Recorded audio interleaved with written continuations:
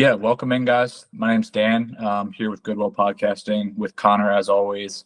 Today we have Kev from the Real for Real podcast. Really happy to have him.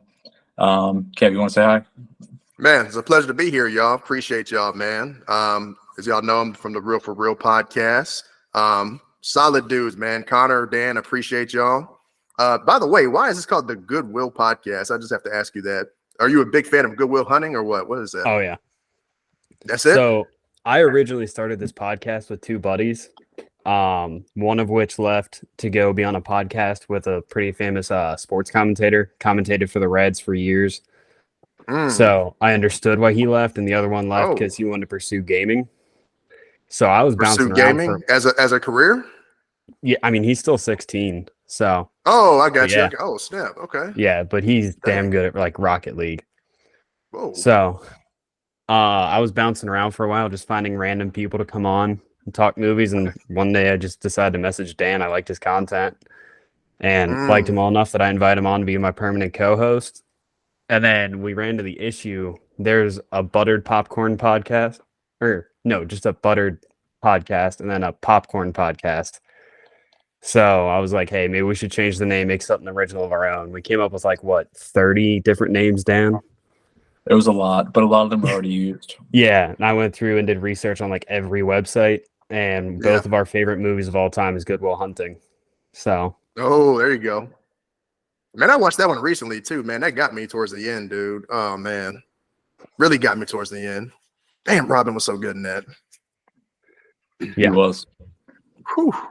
Yeah, and I think, I've talked about it a bit before, but I think just there's a lot of passion in that movie. From Ben Affleck and Damon to get that made in the first place. That whole story is really cool. And the amount of drive they had to get that done and make sure they were going to star in it and make it what they wanted it to be. And the way Robin Williams got involved, it's a very interesting story. But yeah, there's a lot of heart in the movie. I think it's a little melodramatic and corny at times. But it has a lot of heart, and I think it has a message that a lot of people can connect with. So yeah, I feel like it still ages well, man. I mean, the screenplay is legit. Yeah, legit. They did their thing with that. I'm a fan. So you would say it's a perfect film? If you 5 out of 5? I actually don't have it as a perfect film. 5 out of 5. You don't have it as a perfect. Oh, you a little tough, Connor, because you got. Did Across the Spider-Verse make perfect for you? Or I think you were tough on that one too, huh? No, I have Into the Spider-Verse at a 9.9 out of 10 and Across at a 9.8. Damn, why not 10? What you taking off on? I need to rewatch it again because I'll never give a movie a true 10 out of 10 unless I've seen it 3 times. What is a 10 out of 10 for you? Right now, I think I have 5 movies. So I have Jaws, Empire Strikes Back.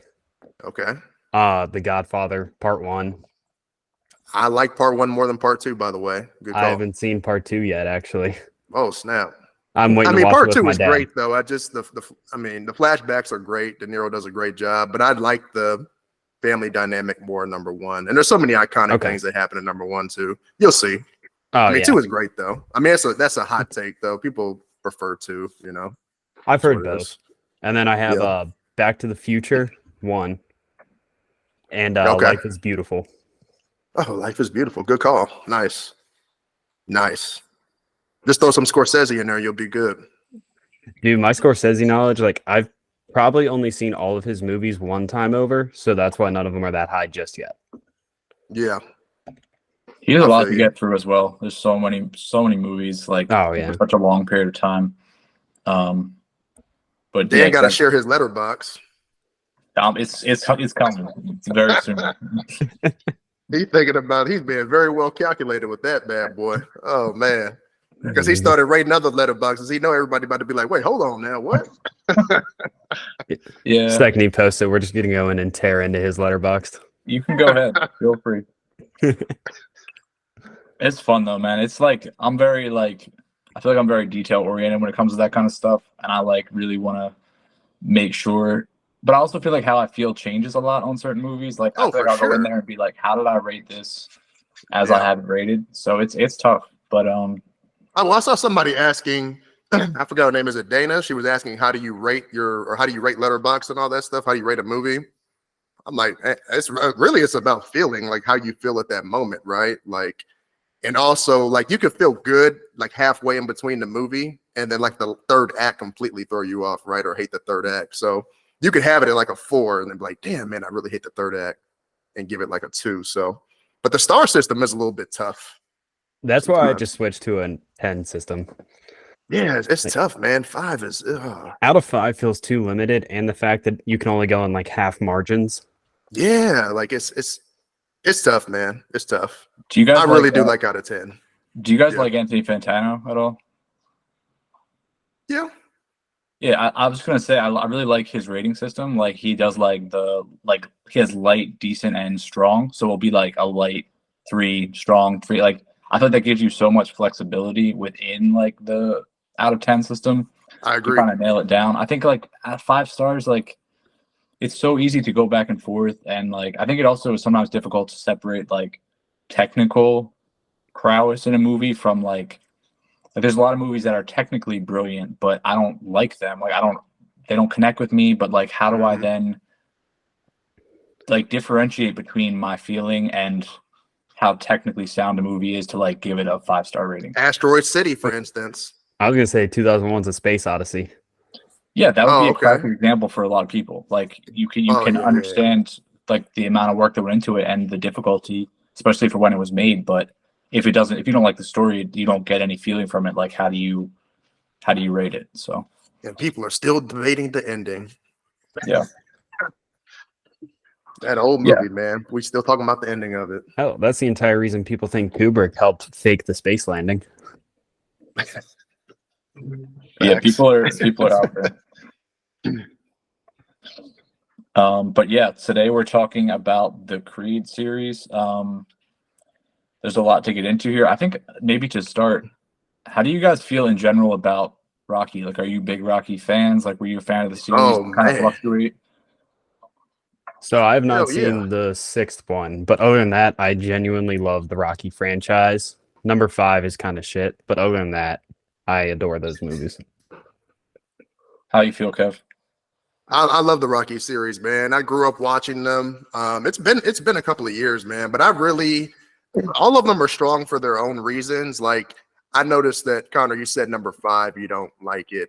Number 5 is hated, like, but number 5 always reminds me like he didn't always start off as a boxer, right?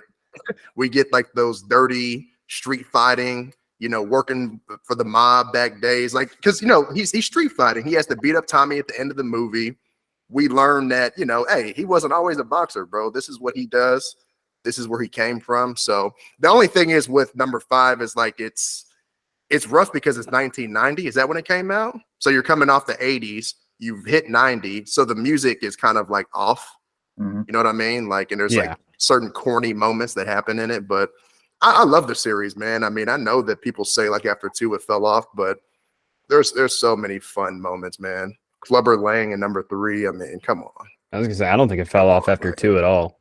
I don't think so either. Like there's people that'll say like number 3 is bad. Number 4 gets a lot of hate. I'm like 4 is fire. Like what? I think 4 is the second best Rocky. I wouldn't even argue that. It's so much fun. If he dies, he dies. Like it's classic. Iconic. I feel like I'm kind of in the same world as you guys in terms of my opinions, but I think I'm not a big fan of the 3rd one. I feel like it just feels like there's a lot of cheese in that movie. Like it feels real. Some of it's like real cheesy. It's very 80s. Yeah, like the Hulk Hogan scene. I think the 80s-ness, I think a lot of times there's a disconnect for me with a lot of stuff from the 80s. Like for some reason, it doesn't always connect with me. But at the same time, I love Rocky 4, which was 85. And like you said, Kev, like that people say that's like a bad movie. I don't think it has a good. They need to stop. Yeah, I don't know. I think there's something like really iconic about it. And it's kind of an oversimplification of like U.S.-Russia relations, whatever, and like kind of like I guess stereotypes a lot of Russians, but like it's fun. It's stupid, and like Dolph Lundgren's a great villain. Oh yeah, for sure. Living in America. Bro, I was like, I laugh at that all the time. So I'm like, boy, Apollo, you over here wasting your energy, dude. You know you got a serious fight. Yeah, You yeah, remember James Brown living in it? I'm like, come on, dude. yeah. It didn't end well. Might be the best entrance out of any of the movies, though. Oh, Creed it's definitely the included. best interest, though, straight up, 100%. I'm like, dog, you got James Brown on here? Hold up, dog. Yeah, it's crazy. But like, so number 3, like, dude, like Mr. T is so fire, though. He's like, hey there, pretty lady. I bet you stay up late every night dreaming you had a real man. I'll tell you what, bring your pretty little self over here to the apartment tonight. I'm gonna show you a real man. I was like, you got to give this man hands, bro. Come on now. And I think number 3 has the best training scene. Oh, the You know, best training. the whole there is no Out of tomorrow. all of them? Oh, wow. That's tough. You know, that would Dang, be I a didn't good even think ranking about video, that. honestly. Like Rocky training sequences, like that would be a fun video to make. Also, I think Kev, you said you haven't seen Rocky Balboa. That I really, really, really No, like that's that. Connor. No, yeah, I haven't Yeah, seen yeah. it. I'm sorry, Connor. That's a really. It might be my third favorite of the Rocky movies. Yes, I really think it's good. strong, and being directed by and written by Sly, I think he did a nice job, kind of like giving a lot of what he had left and like a lot of his feeling about the whole series, like putting it into that movie. So I like that one a lot. Had a lot of heart, man. Had a Number lot of 3. heart, All right. and felt really realistic too. Yeah, And just a lot of touching things, like him, like having that restaurant and naming it after Adrian. yeah. Also Mason, the dude that he had to fight, like leading up to him. Mason was pretty solid. I Yeah. liked him. And it's interesting so Sly directed all of them except for 1 and 5, who were the same director, John Avildsen. So that's interesting that just to think about it in that kind of way, especially when a lot of people love 1 and don't love 5. That is interesting. Yeah. And I have to ask you about number 1. Would you consider number 1 a perfect film? Because it's kind of put up there in that prestige of, Personally, I mean, I also feel like I'm somewhat biased, like as a Philadelphian. Oh yeah. Because like it's kind of like synonymous with the city. Yeah. But yeah, I mean, I wouldn't change anything about it. I think the performances are really, really fun. And everyone's kind of like perfect in their role. Like I really like Adrian and Rocky to me is like an all-time romance in film. And I don't feel stupid saying that. Like I think it's a great realistic relationship with like ups and downs. Carl Weathers, Burgess Meredith as Mickey. I'm literally gonna blank on the man's name, but the guy that played Paulie, he just passed away. Burt Young. Burt Young. But he, like, you were talking about how in Rocky 5, you kind of go back to like Rocky's roots and kind of who he was before all this. And I think Paulie is always kind of like an anchor back to that as well. Like he's really gritty, real, like he's not the best dude, but he is who he is. And he kind of personifies a lot of that, like, the working class people in the city and stuff. So I think he was always kind of like Rocky's anchor back to like his roots as well, sometimes for the better or worse. So I think I would say it's pretty perfect. Also, I like the way it's set up, like that whole like 1 in a million chance. Like Apollo can't fight his opponent due to that injury, so giving that local contender a shot. I just thought it was like a really cool concept to like get him, involved in that whole boxing world too. But that on top of the story with him and Adrian and just how it is a flawless film, honestly. When you think about it, especially when what year was that? That's the 70s, right? 79, I want to say. 70s films. People aren't going to admit it, bro. 70s films are kind of rough sometimes from storytelling. So, you know what I'm just now learning about Burt Young when I looked him up is that he was a Marine. Oh, really? Okay. So happy birthday to him. Hey, that's what's up, man. Yeah. I like number 2 as well, though. I think it was a great follow-up. 2 was great. Yeah, and that's right at that was 79 after 76. So, another solid one from the 70s. And then I guess the break between Rocky Balboa and Creed 1 was 9 years. I feel like that was like a good amount of time to kind of let it settle, but not let people like totally lose touch with the story and like characters. But it felt like kind of a natural progression timing wise. I feel like for a new story. How do you guys feel about that? No, I think there was plenty of time, man. Because you give it time to marinate, you come up with fresh ideas.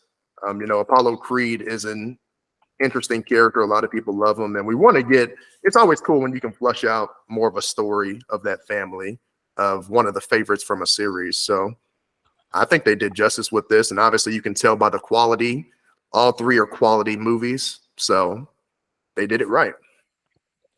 Yeah, and I'd mentioned this to you before, but I think with this series they really could have not put in as much effort as they did and made plenty of money and still made decent movies, but like the effort and level of detail in these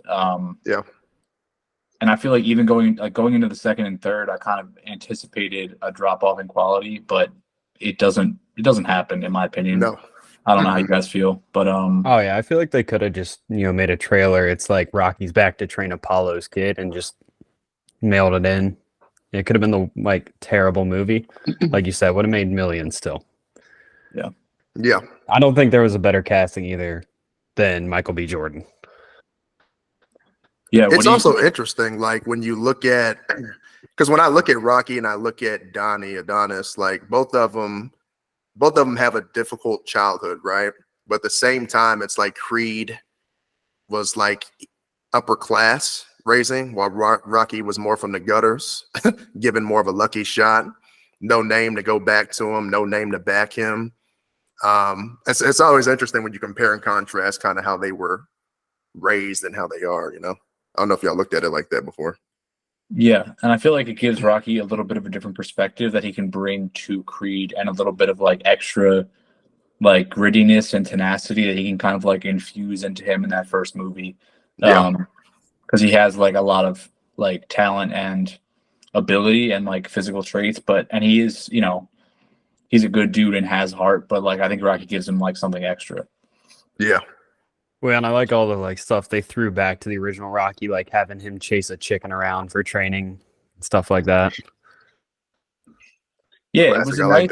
It's so hard, like I think, and we see it over and over again with, so many movies based on nostalgia and whatnot happening now. Like I think it's really difficult to balance the proper amount of like fan service and like respecting the roots of whatever you're redoing or continuing, but also like making the story interesting enough for a new audience and like gripping for a new audience. I think that's a constant challenge, and I think like stuff like little things like that are fun and like help kind of with the callbacks, but it's still like an engaging story that some kid who's never seen Rocky before can still sit down and watch Creed and enjoy it and get it. So 100%. So when you think about the three different directors for the movies, do you notice any directional differences? Obviously, number 3, I think, has the biggest directional change. But what do y'all think about like the first two between Ryan Coogler and Stephen Caple? Like, how do y'all feel about direction-wise and style? Do you want to start, Connor? Yeah. I mean, I'll say I actually have Creed 1 in my lowest of all the 3. Okay. But I mean, I think that's just what you get out of an origin story. But I think number 2, I just like the direction better, and I feel like the stakes were much, much higher in that one. Mm-hmm. And I just like, we actually saw him lose here. I mean, I guess he lost in the first one too, but like here, like he gets broken, like Drago broke Rocky. Mm-hmm. Yeah. And seeing him go through all that, seeing him and Bianca like fully develop their relationship, I think it was much better. And I think overall the pacing and everything felt much better to me in 2, which I know a lot of people disagree with. I think a lot of people think 1 is the best one. Now, I don't think anybody would disagree with you as far as pacing or anything. Like, I think as far as storytelling wise, the first one is probably going to be the best one as far as that goes, because it's kind of, think about it this way, it's giving it the authenticity that it needs, right?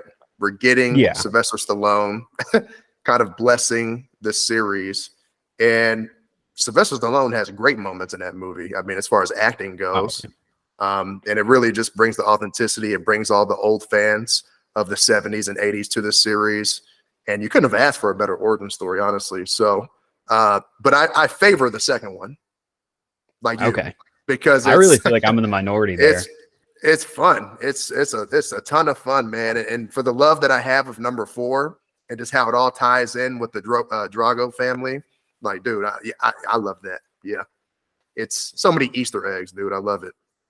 So, Well, yeah, and like the callback to, I think it's Rocky 4 that they say it. It might be Rocky 1 where they say it's a war of attrition. Like small lines like that are thrown into number 2. Oh, for sure, for sure. Yeah, man. What about you, Dan? What's your favorite one? If you have a favorite. So honestly, I'm gonna disagree with you guys here. To me, the second one was the most forgettable, I think. And I honestly, I might think the third is the strongest. Which I mean, we'll get into later on. But I do really like the first one as well. I'm a big fan of Ryan Coogler. I think he was like 29 years old directing this. Which is crazy to me. I think he's really talented, and seeing him come back with Michael B. Jordan after Fruitvale Station, like I think they have really good kind of like artistic chemistry. Agree. And yeah, I just feel like it was fresh. I mean, Sylvester Stallone got an Oscar nomination for this movie. Like he was really good. I agree. And I don't know. I think it's a really good, like, I like the way it shows the city and kind of like weaves the city into the story in a way that doesn't feel like, and again, I don't know if it's just like my Philadelphian perspective, but like in a way that doesn't feel like, yeah, but it doesn't feel like condescending or like patronizing. It just feels kind of like genuine. And yeah, I mean, the amount of work that Michael B. Jordan put into getting ready for this and like the amount of training he did, like, was wildly impressive to me. Crazy rip. Yeah, man, he was on it. And I don't think he had to do that to the extent that he did. So I think kind of getting to see that for the first time was really impressive to me. I think Tessa Thompson's awesome. I think she's a really good actor. She also put in a lot of work here. She, I think, worked a lot on like singing. She learned how to play the guitar. She was like actually doing a lot of music in this movie. So that element of it was cool. I like their. She's talented. Yeah, they got some good chemistry. Like I really like them together. It almost feels like they'd be in a real relationship. Like that's how good their chemistry is. Yeah, no, I agree, and I feel like you kind of see their relationship from a different angle in every one of these movies. Like you see a different aspect of it. And it always feels fresh. So yeah, I really like this. And I think the fight with Conlon is one of the best fights in any of these movies, honestly. It was intense. Yeah, and it's all like one long take. So yeah, I prefer the first one over the second, I think. But also enjoy the second as well. Wouldn't argue that. So when you talk, just talk Ryan Coogler for a second, not to get too far off track. How do you feel about, so you like all his movies, right? I mean, he's got Creed 1, Fruitvale Station, both the Black Panther movies. I have not seen Fruitvale. Oh, man. Got to watch it, man. Oscar Grant, true story. Oh, man. It's pretty high up on my watch list right now. It is good. Really good. It's tough. It's like, tough, yeah. And I think, I mean, we talked about this a little bit before, but I like how, like, rather than focusing on what happened and like all the negativity and awfulness and just like hitting you with all that, like we know what happened, or, I think the movie brought a lot of eyes to what happened for people that didn't know, but focusing on the actual person and like their life, their day to like humanizing them, I think that's so important in a story like that. Like, humanizing the person who lost their life and like the impact of them coming out of the life of everyone around them, like how they fit into all their lives. Like that's the stuff that matters. And like if anyone's gonna learn anything or have any kind of like I I just think that was done perfectly, and it's it's quick, it's efficient, like it doesn't waste any time. It's a really really good movie, and I think that was his feature length debut, which is crazy as a director. So yeah, I love that movie. Yeah, definitely. Yeah, add that to the watch list ASAP for sure. No, it's like pretty high. Hey, up what you there. sipping over there? What you sipping? You sipping some scotch? What you got over there, man? Some Weller Green Label. Oh, there we go. Nice. That's the good stuff. Yeah, You're kind of celebrating. Yeah, Marine Corps birthday today. Best holiday of the year. There we go. Yeah. Literally, the branch of the Marine Corps was born in a bar in Philly. Oh, snap. Yeah, that's no joke. November 10th, Philly. 1775, Ton Tavern, Philadelphia, USA. Hey, they spit them facts. That's what I'm talking about. Yeah, no, literally, my wife Shout out knows to y'all, this man. is We like the appreciate one your day of the service. year. This is like the one day of the year my wife knows I just check out from the day, and I'm just drinking all day. New Call of Duty dropped. That's probably what I'll spend the rest of the night doing. I'm mad at Good that. thing. You play online, or you do story mode, or you just online, right? Online, usually. Yeah, that's the only way people do it now. That's real. I mean, the campaign's Fruitvale only 3 Station. hours, so.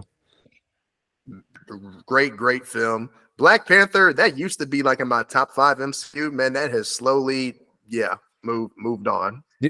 I enjoyed Black Great Panther movie, a lot though. when it came out, but the fight scene between him and Killmonger at the end, the CGI is like Bro, that always what pulled me out. CGI battle throws me off every time, looks especially after horrible. all these MCU movies that come out after it. I'm like, and I hate that they rushed that, dude. It's like you have a great film, and it's like, Yeah, I think these Wakanda weak-ass Forever is fight better. scenes.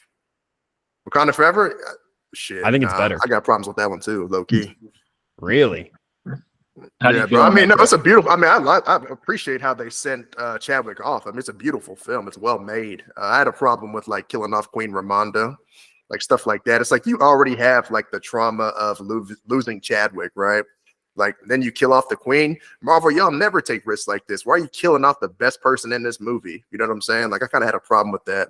And then like the whole like the way they were saying they were sending him off, like, oh, he died because of an uncurable illness. You can't die that way. Like Wakandans can always cure everything. Like you should have came up with another like concept. It was just like little things that were just kind of like bothering me. But overall, it's a well-made film. Did either of you guys not think, and this I guess is a hot take, I didn't think Namor was that interesting. Like he's fine, but I don't think people talk about him like he's some kind of like amazing villain. Like I just thought them Air Wing ones on flying around. I thought that was cool. I think what the issue is like the MCU hasn't really had any huge hits since Endgame. So I think he's the standout villain of phase 4 and 5. And I think that's why people like held him in such a high regard. I would say Guardians 3 was a bigger hit. Well, and I agree, but that was after this one. That was after Wakanda Forever. Oh, so you're saying like leading up to this point since Endgame? Yeah. Okay, got you. I think that's why people put him on a pedestal. He was put on a pedestal because he was the coolest thing about the movie, which is another problem. Like I love Shuri. It's a Wakanda story. Shuri? I love Shuri. That's cool. Man, that felt like it was, a little, you didn't like that take. No, that's cool. That's cool, man. Yeah, she, whatever, Ironheart. I don't know what we doing with that. Walmart brand Iron Man. Yeah. I also think that's all right. I really do agree with you guys though on that CGI sequence was like so bizarre to me at the end of Black Panther because like it is strung up to that, but it was like so distracting, like really pulls you out. Especially when it's supposed to like I'd rather they were just fighting kind of like in a room or like a vacuum. Like I don't need any spectacle in that fight. Like the fight's about the two people. Like it's about the emotion, like the emotional back and forth. So that was bizarre. But yeah, I'm excited to see what Coogler does next. I mean, like I said, he's only like 35 or something now. Like it's he's talented, but he's talented. All jokes aside on Black Panther, he's great. He's solid, man. I like what he does. So I almost want Coogler to get out of the MCU though. Like as much as I like the MCU, I think Coogler is a good enough director that he could establish himself outside of it like Greta Gerwig and Damien Chazelle. I bring them up all the time. I think they're like two of the best young directors in the game. And I think Coogler would be in that conversation more if like he was out of the MCU. Because MCU overshadows like everything. I mean, he's got range. I mean, he showed he's got range, so he can do something. He can do something else. But when they cut that check, man, you can't be mad at it. Yeah, no, I'd understand if he stays there. Yeah, and here's the thing too. Like, I think a lot of times you'll see, especially when they're younger, directors making stuff where they can make a lot of money, and like put in the time to, for lack of a better phrase, like with those big properties or whatever, and then you have the freedom and financial freedom, whatever, to like say, okay, in 10 years or whatever, he can say, I'm going to start making stuff that like I just want to make for me, and kind of just like flex in whatever way he wants to. So I think, I don't blame him for, going into the MCU and taking the money and still making good movies and like making two, even if they're not perfect, two of the better, they're in the upper half of the MCU since it started. So, well, yeah, and especially at the time he joined the MCU, it was at arguably its peak. Yeah, 2018. Yeah, I would agree. But yeah, he's gonna have a great career. I agree. Do you guys know why? Like, was there a particular reason he didn't come back for the second Creed? Was that I'm assuming that was because of the MCU? Because that was 2018. I think that's what happened. I think that's what happened. Honestly, I think it was it was because of Black Panther. So here's a question: would you have rather seen him take on this entire trilogy over him directing those two movies, like the two Black Panther movies, or are you happy? Like, if you guys could change that, would you? Connor, you go ahead. I was researching why he didn't come back. Honestly, I wouldn't mind if he directed number 2, but I think number 3 might be my favorite like direction from Michael B. Jordan. Okay. Out of the 3 of these.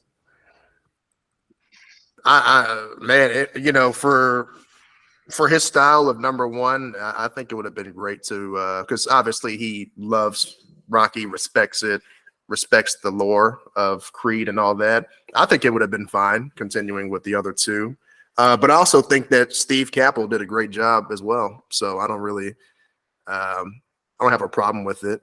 Now I do agree. Now I do understand what Dan is saying. Storytelling wise, it's not as strong as number 1. I mean, I agree with that. Number 2 gives us a lot of Easter eggs. It's enjoyable. It's good for the fandom. But I think that Ryan Coogler would have really reeled it in and told a probably better story than number 2. I would agree with that. Yeah, and I think 2's strength is with Victor. He is kind of that like more iconic villain, for lack of a better word. Like, he's kind of that, face that you see a lot through the Rocky series of these like itonic antagonists, which 1 doesn't have as much. But yeah, I think the storytelling of 1 still edges it out without that. Without that element, but it's different. It's fun. I also think in the second one, and this goes into the third, but everything with Tessa Thompson's like hearing loss is really interesting and adds like an element of realism, I think. And I think there's a lot of things that aren't always properly explored in movies in terms of like stuff that affects people, in many different ways. But I think that's just kind of like seeing that representation was cool, and it's done in a way that feels like it fits into the story, and isn't like awkward, but it feels very like real. I don't know how you guys feel about that. But. No, I agree, because in number 3, I like how. So number 2, we explore her hearing loss a little bit more, but number 3, I like how it's become a normal part of their lives. There's no need to explain anything. Amara, their daughter, has hearing loss, so it's just sign language is being used, and it's authentic. It feels real. So I like how they execute that and tell that story. Yeah, I'll chime in here real quick too. You guys were 100% right. It was because of Black Panther that he didn't come back. But what I didn't know is him and Stephen Capel, is that how you pronounce his last name? Capel? Yeah. Shit.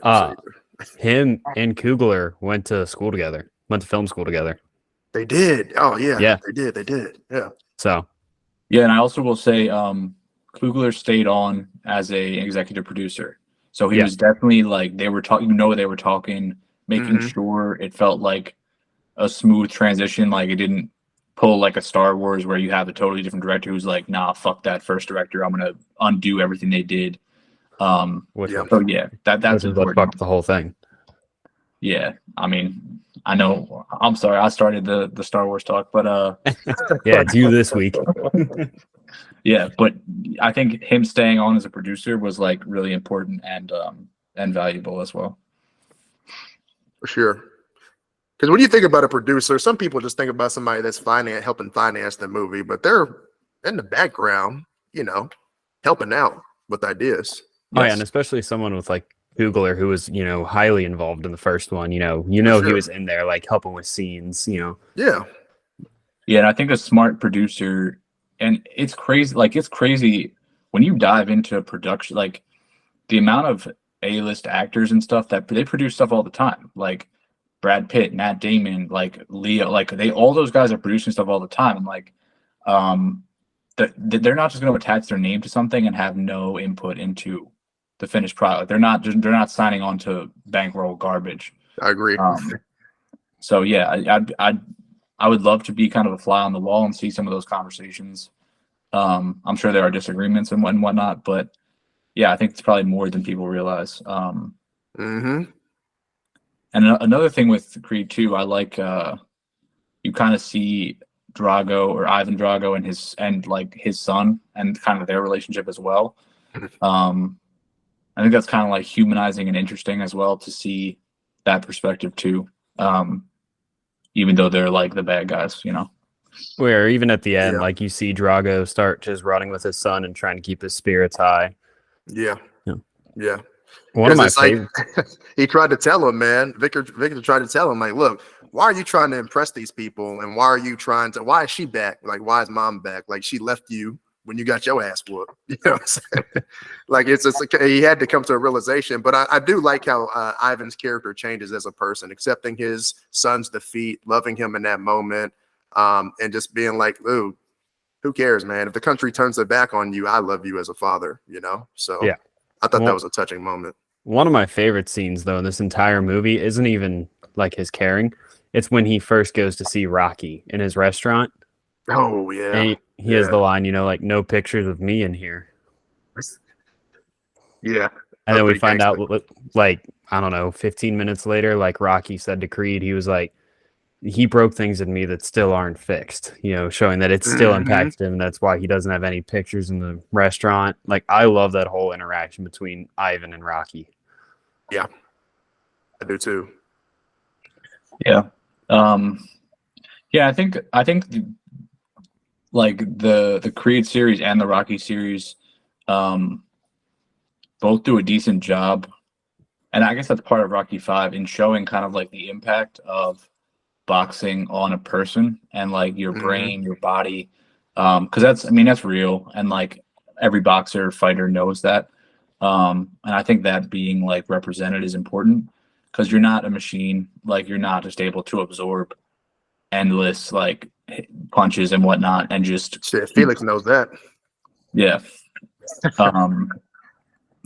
Yeah, and you see that a bit in Rocky 5 too, but and I think it kind of, you know, plays into Creed's relationship too, where like what's Tessa Thompson's character's name? Do you guys remember? Don't ask me questions I know the answer to. That's gonna annoy me if I don't know. Bianca, yeah.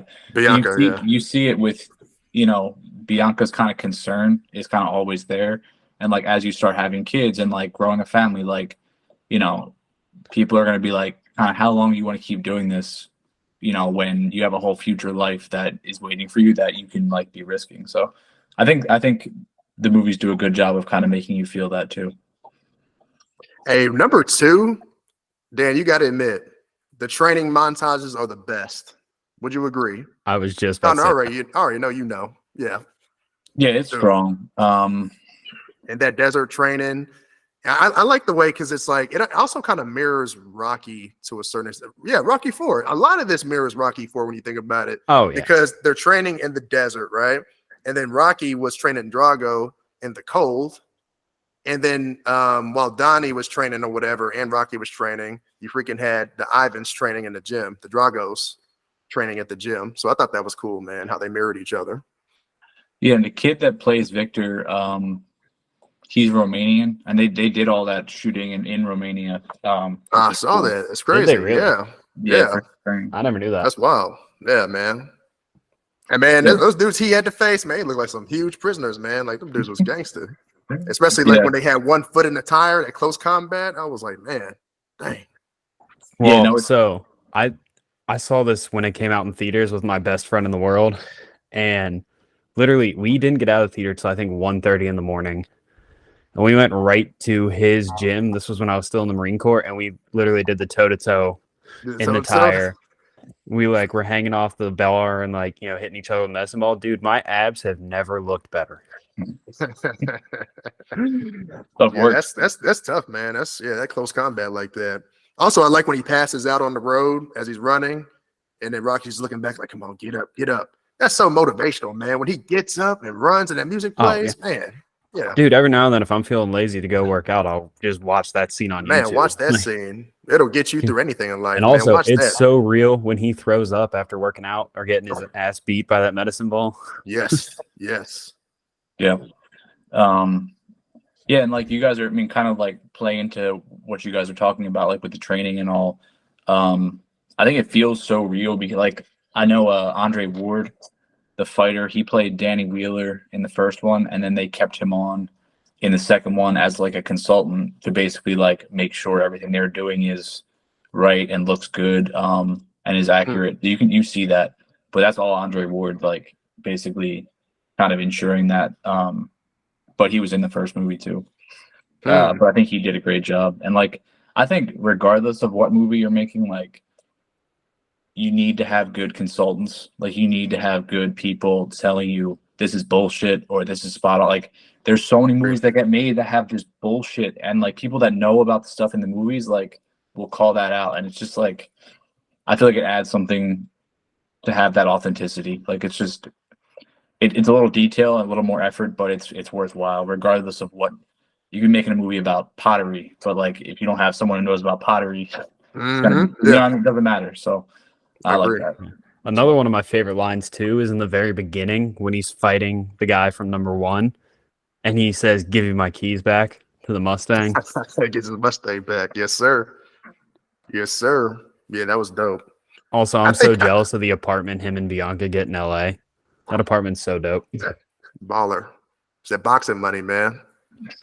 It's funny. The first time we went to go see us, I think I saw it opening weekend, but it's when he fights Victor at first, I was like, man, this is okay, this is too soon in the movie. You knew he was going to lose immediately, right? Yeah. You knew? Yeah. Yeah. I was like, well, okay. Especially with the arrogance that he was going into it with. He didn't have Rocky. You could kind of see the foreshadowing of him losing.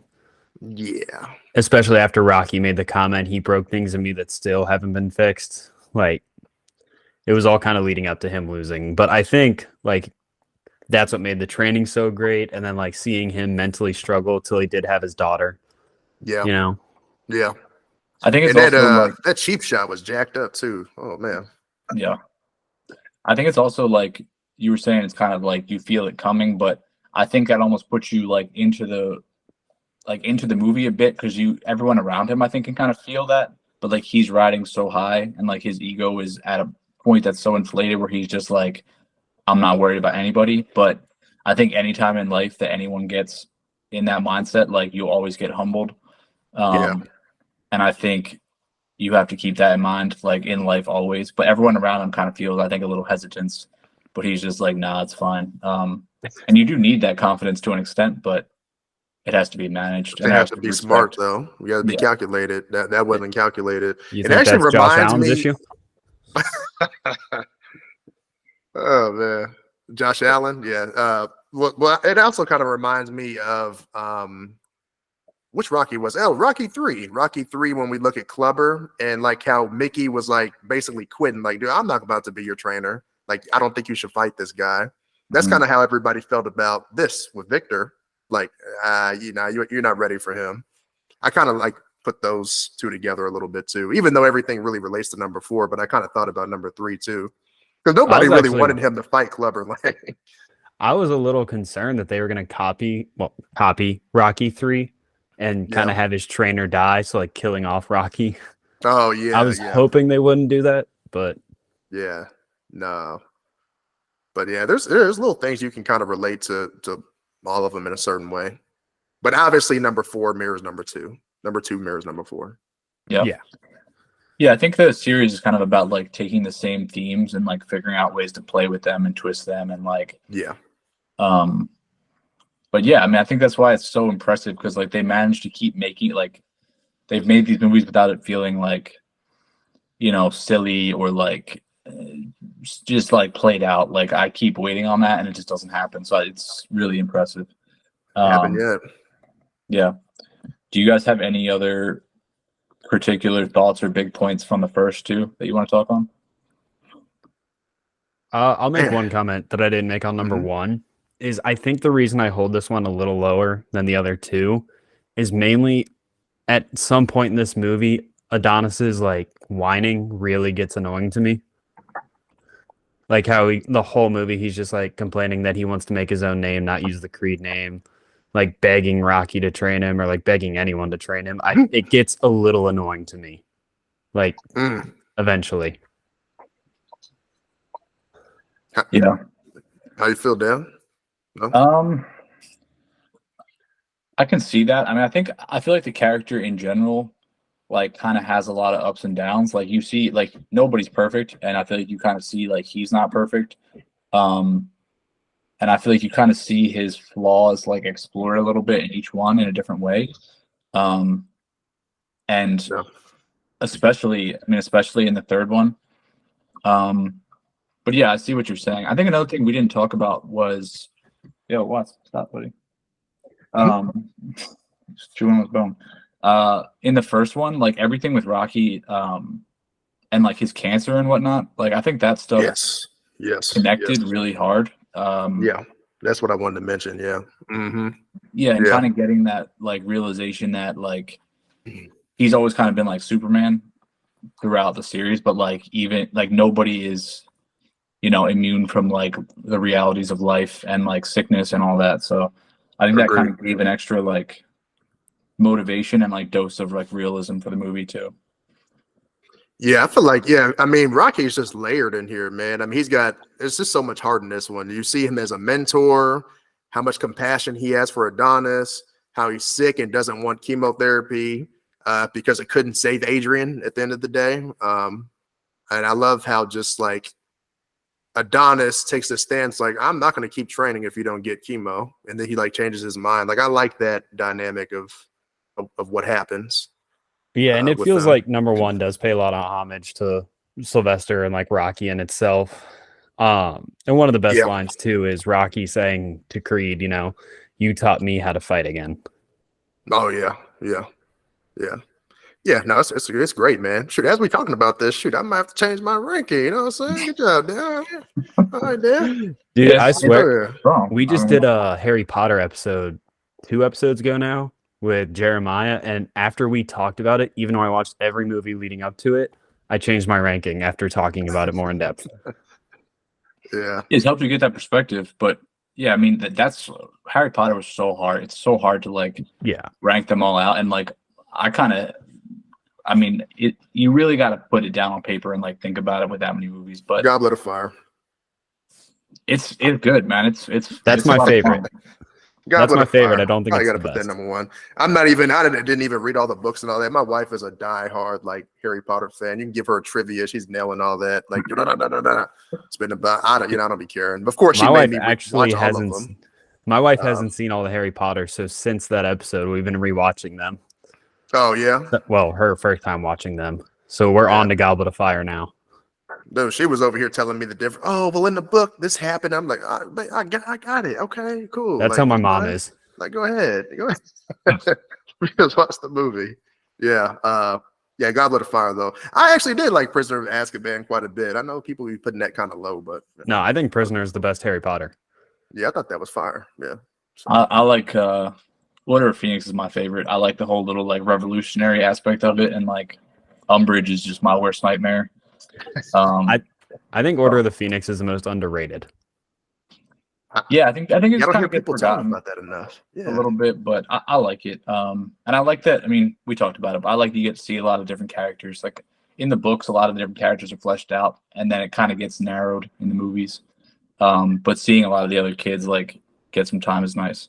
But not to get too off track, but I got to ask Connor, your number one Star Wars was Empire that Strikes Back? Empire Strikes Back? Okay. I mean, that one's goated. I mean, honestly. My personal favorite is Revenge of the Sith, but Empire is the best one. Nobody would argue that. I think you got Rogue One, right? Yeah. Dan? I would argue it. Rogue One is my number 2. So I love Rogue One. As long as you don't say like Attack of the Clones or whatever, So hey, that movie's just that looks like a video game. But I just saw an interview with Victor Wembanyama from the Spurs talking about he's a big Star Wars guy and he has Attack of the Clones as his number 2 Star Wars movie. I was like, that's crazy. I have a buddy who's a huge Star Wars nerd, and he like has Attack of the Clones as his number 1 because he says he loves clones that much. I'm like, I like Attack of the Clones more than the general public, but I still understand it's not a good movie. This is straight up video game CGI. Like this is a video game, so I can't. Number 1 CGI is terrible too, or episode 1. Anakin I feel like it's a little better though. Overall, yes, it is better, but there's the scene where like all the droids are coming out of the like carriers. That scene looks horrid. Yeah, it's video game status for sure. I mean, in Phantom Menace, Jar Jar was so freaking annoying. Goodness. Yeah, he's a problem. It was a weird character. I like how the prequels went on and Jar Jar got less and less lines. Because everybody said we don't want to see that freaking person again. Get him off here. Yeah, but I do agree. I mean, when some people try to say like Return of the Jedi is better than Empire Strikes Back, I'm like, nah, man. But it's a perfect trilogy, though. Honestly, it really is. I like Return of the Jedi a lot more than it feels like Film Talk does. I like it. Return of the Jedi. The only thing with me is like what's kind of weird as you get older and you watch it. You're like the sexualizing of Princess Leia is kind of weird. Like that's kind of they go. I feel like you can notice when you're fucking 8 years old. Like, yo, I was just talking to somebody about this, and I kind of want to make a post about this. I was watching the original trailer for the first Star Wars the other day, and they make it all about Luke and Leia like being together. I'm like, they really played everybody with that. Like, it's like marketed as like a romance, and it's just like really weird. But yeah, I mean, that's a whole nother conversation. What's that poster of A New Hope where like Luke Skywalker looks like he's super swole and he's got the lightsaber like this? Yep. I'm like, that's pretty gangster though, but that's obviously misleading. He's pretty funny. Mark Hamill's a small dude. Yeah. But speaking of like, I mean, we didn't do this at the beginning, but speaking of ranking, like, how do you guys rank these 3? Like, just for context, as we like your gut reaction. Currently, after rewatching, my order goes 3, 2, 1. Okay. 2-1-3 for me. Okay, I'm 3-1-2, so we got 3 different rankings. That's kind of crazy. Hell yeah. Well, let's get into the third one, Kev. What about it puts it at 3 for you? Or at any spot? I mean, I think it's a solid directorial debut for Michael B. Jordan, man. There's some questions, I guess, that leaves open. Like, I don't know. I feel like Adonis, as far as his siblings, I feel like we maybe should have met them at some point or should expand on that. At Marianne's funeral, should have seen them somewhere because, I mean, we know that he has them, but why would they not be there? It's kind of like a plot hole thing. Maybe it's not. Maybe I just felt that way.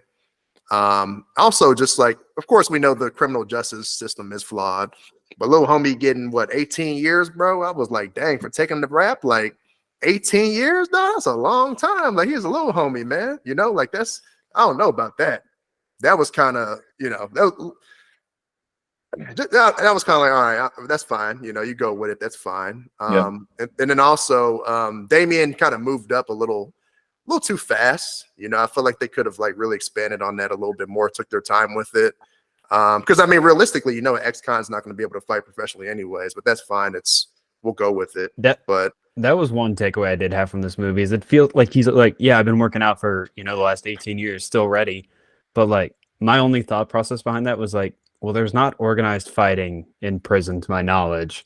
I was like, so if he was fighting that often, then he would have just kept getting extended, you know? So how is he still that's the in this thing. shape? Like they should have had it where they did show organized fighting in prison. And I feel like they should have expanded on that more, showed how much of a routine he had, show how much he was working out. They give you moments where he's shadow boxing at his apartment and stuff like that. But it's like, yeah, you got to expand on that training a little bit more because you're not training ready to fight Michael B. Jordan yet or Adonis. You can't do that. You know? So Yeah. And I think people don't maybe realize like just because he's like lifting weights or whatever and like staying in shape, like I mean, it's different. Like I mean, I trained at a boxing gym for a while and I trained at a Muay Thai gym for like a year and I've sparred and stuff and like the cardiovascular shape of just any type of combat, like it's different. It's not anything else you can train for except for by doing it. yeah. So like, yeah, I mean, I feel like you have to suspend disbelief a little bit. I still like, I feel like Jonathan Majors, like, you know, questionable dude, obviously. I think it's, you know, that's a whole other thing, but I think his performance here is good. Oh, for sure. Yeah. And it just feels very real. And like, I think, you know, I think everyone has someone in their past that they know who was like, maybe not like the best person to hang around or maybe was kind of like questionable as a person, but like you still have love for them. Even if they might have gone down like the wrong path, like you still want to see them succeed. And I think like seeing like Donnie's success juxtaposed with like you know, everything else that happened, like, and that guilt, like I think that was just a really effective kind of platform to build, you know, a story on with him looking at Dane like, you know, I feel kind of responsible for what happened. I just think that was, you know, believable, and the two of them performed really well. I agree, 100%. I agree. I think. Well, this is what I want to ask you. How do y'all feel about this? So, after the fight with Felix and Dame, I believe, and that's why I wish I rewatched it. I found it a little bit convenient that Mary Ann all of a sudden wants to show him the letters now after this fight. Like, I was like, why didn't you just show him earlier, or why? Or you could have kept it to yourself. But I felt like at that moment she was like, I'm gonna show this because damn, he really fucked up Felix. Yeah, I can't let him go out there like that. And let me show you why I held this from you. I thought it was just a weird time to show him the letters, but that's just, you know. I think maybe she could have just held on to it. Saying. Yeah, she should have just held on to it, like, you know, or just not kept them that long and got rid of them, you know, years ago. Yeah, yeah. I'm like, all right, whatever. I guess. I mean, that wasn't your place to do that, anyways. Yeah. No, Majors is super talented, though, man. Oh goodness. Go ahead. Yeah. Yeah. I think this has maybe the best walkout to a fight, if not second best, with Felix's entrance in that fight. Oh, Felix, that was fire. Yeah, it was like the skull mask with like, you know, the Mexican flag colors coming out. That was gorgeous. Yeah, it was like the Day of the Dead type theme. That was pretty fire. Yeah. Yeah. I'm between if that's my favorite walkout or if number 2, where Bianca sings for Adonis walking out to the fight, is my favorite. Yeah, that was cool. I also think you kind of see, like, you see it expanded on where, like, in this movie, Donnie is at, like, almost another level of, like, wealth and fame and, like, just so comfortable. And I think, like, while he does deal with a lot of, like, emotional stuff and all the guilt and, like, there is that story, I think it's also, as, like, a competitor and as a fighter, I think the process of once again becoming uncomfortable and being confronted with something like that difficult and having to like really push yourself again after maybe like settling back into, you know, just life being like really nice. Don't have to worry about anything. Like he had someone in his face that like desperately wanted to just kind of destroy him, um, for a variety of reasons. So I think that was like kind of getting that like competitive stimulus back was cool to see. Because you really see him, like his life is really good at this point. Like he's, you know, couldn't really want for anything else. But Yeah. I think he kind of gets tested really well again. Yeah. Yeah. One thing I want to ask you y'all, guys was oh, go ahead. you hit it. You go first. Well, I just wanted to ask, did y'all miss Sly Stone in this at all? And they kind of talk about why he wasn't in it as well, because there's reasons. Erwin Winkler. Yeah, do you know the reason? Yeah, I mean, so they didn't want to have him anymore. I mean, Michael B. Jordan actually came out himself and said, we want to start exploring Creed more and expand on this story and his family more. And then Erwin Winkler and him, don't have agreements on things as far as rights go and stuff like that. I mean, dude, this is like Rocky was like a $2 billion series. I think he might have gotten maybe 50 million out of it total. So they cut him out. They didn't want him anymore. They're just like, we're good. But there were also Sly Stone also came out because there's another side of it. He was like, he saw the way Creed 3 was going, and he was kind of like, from a direction standpoint, like, I don't really even care for the way it's going because it's going in like a dark space, and I don't care for, being stuck in this dark space. I think it's too much, So he's like, that's fine. I heard it was something to do with, I think it was a producer that he didn't like from the Rocky franchise that kind of he didn't make as much money because of them. Yeah, and I heard that since they were coming back to this one that he wasn't going to touch it, but he said if there was a Creed 4, he would be interested in coming back. And I heard that too, but but I'm like, how is he gonna? Because he wasn't really happy with the direction of Creed 3, so I'm like, I'm curious. I don't know. I think it's 100% a combination. I think I read something also that he wasn't thrilled with like majors in general. But I feel like that plays into a lot of the, like you were talking about with the direction. But yeah, I mean the stuff with Erwin Winkler too. He felt like had like held back money from him before. So like yeah, it was a variety of problems. I feel so torn on this because I do like having him there. I love Sly, like he's iconic.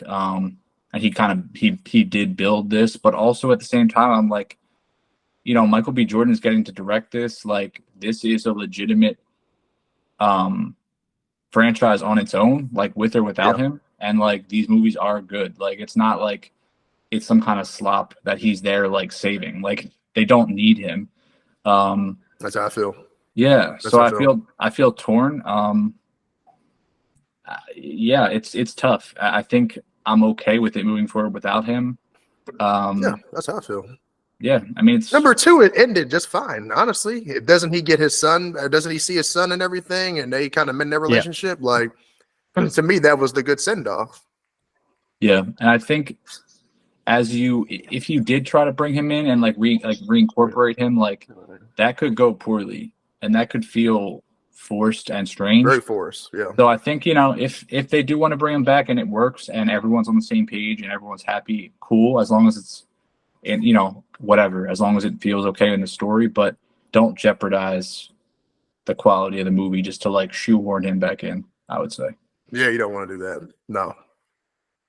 What I was going to ask when Kev asked a question was, how do you guys kind of feel like it almost feels like this franchise is already almost coming to an end with him already being in retirement after this or in this movie, and he had to come out of retirement for this fight? Yeah, now we about to get freaking Amara and her story. So now we about to get her boxing story. How I feel about that, I'm not sure. Because it's like I want to see like the Creed story continue, but and I don't want it to suffer from the same things that Rocky suffered from. As much as I enjoy Rocky, I don't want to see things like, oh, financially, my agent fucked me over, my accountant fucked me over, and now I'm broke. Like I hated saying Rocky be broke, by the way, but I don't want to see it do that kind of thing. But also I'm like, I don't know if I'm interested in that story of her yet. Yeah, and I feel like I honestly think they might not even know, but I mean, Michael B. Jordan has said a fourth movie is definitely happening. Yeah, it is. And he said that at the Definitely. start of the year, and then also I think there might be spin-offs as well. Mm-hmm. So yeah, I mean, I feel like I trust him and like the creative vision as long as it's not rushed. Yeah. I'm curious to see what they do, but I think a lot of great stories can come when it's not obvious, but they're also going to be just missteps and mistakes too. So we'll see. I think it's kind of a cool test. I just hope we don't get to one that's like, or the next one isn't like really poor. That would be a shame, just because they've been high quality so far. You know what I I'll would also love to ask you see? this: if it's high quality 1 through 3, how do you compare that with Rocky 1 through 3? As I far think as so like, far is it the same? Is it the same quality as Rocky 1 through 3, or is it just like it's like, okay, I no, think it's this is slightly good higher. enough? I think Okay, it's slightly higher. okay. So you would say Creed 1 is a stronger film than Rocky 1, No. So my actual order but all though, three of them. if we put them together, is I have it. My order goes Rocky 1, Creed 3, Creed 2, Rocky 4, Creed 1, Rocky 3, Rocky 2. Okay, but as a trilogy, you think this is better than Rocky? Yeah, if you No, went yeah, trilogy well, no for issue. trilogy, like only did Rocky 1 through 3, I think Creed sits a little higher. Okay, I honestly feel like that's the correct take from like a filmmaking standpoint. I yeah, think Rocky 1 is better than anything in the Creed series, but I don't think it's better by a huge margin. And then personally, I like Rocky 2 a lot. I don't love Rocky 3, so like it's really tough. Like I feel like it's either very close or like leaning to Creed. yeah. I don't know how common of a take that would be. Like I don't know if you ask the average person what they would say. How do you feel? Everybody would be pissed. That's what would happen. I think it would also depend on the generation You you would ask. get you're a bumbling idiot comments. I think it That depends on the makes generation you ask, you know? No, yeah, I think it's really close, man. I think that Creed, like you were talking about, from a technicality standpoint, it's got the edge for sure. You know, because of you have newer directors, younger technology has changed, storytelling has progressed. It's different, man. And like you said, like you're not a big fan of 3. 3 is leaning on 80s punchlines, Mr. T, and just savageness. You know what I'm saying? Like, yeah. so it's yeah. I give Creed the edge for sure. Yeah, and I feel like the Rocky movies were different. Like it was less of like success in filmmaking per se, as more as like they were like cultural moments, like cultural movements. Like Yeah, like Rocky 3 is and like that character like Clubber Lang, like those are it's iconic. Even though I don't love it, like it's iconic and it's a part of history. And Rocky 4 is the same way, as is like basically 1 and 2. Um, and I don't think anyone will ever look at Creed in that way. no, But they are like they're better movies. Like they're better made movies. yeah, Like they're more thoughtful, probably better writing. Like yeah, it's tough. At the end of the day, it's apples and oranges to an extent. yeah, for sure. It's a tough comparison, and I don't, Creed doesn't have those moments though where it's like in Rocky, because I'm scared. Okay, yeah, like yeah. everybody There's knows that. Yeah, exactly, yeah, and each of the Rocky movies like kind of has that moment that sticks out in your head. Like I'm never gonna forget hmm that. yeah. So But yeah, number 3 is solid, man. So y'all must be anime fans.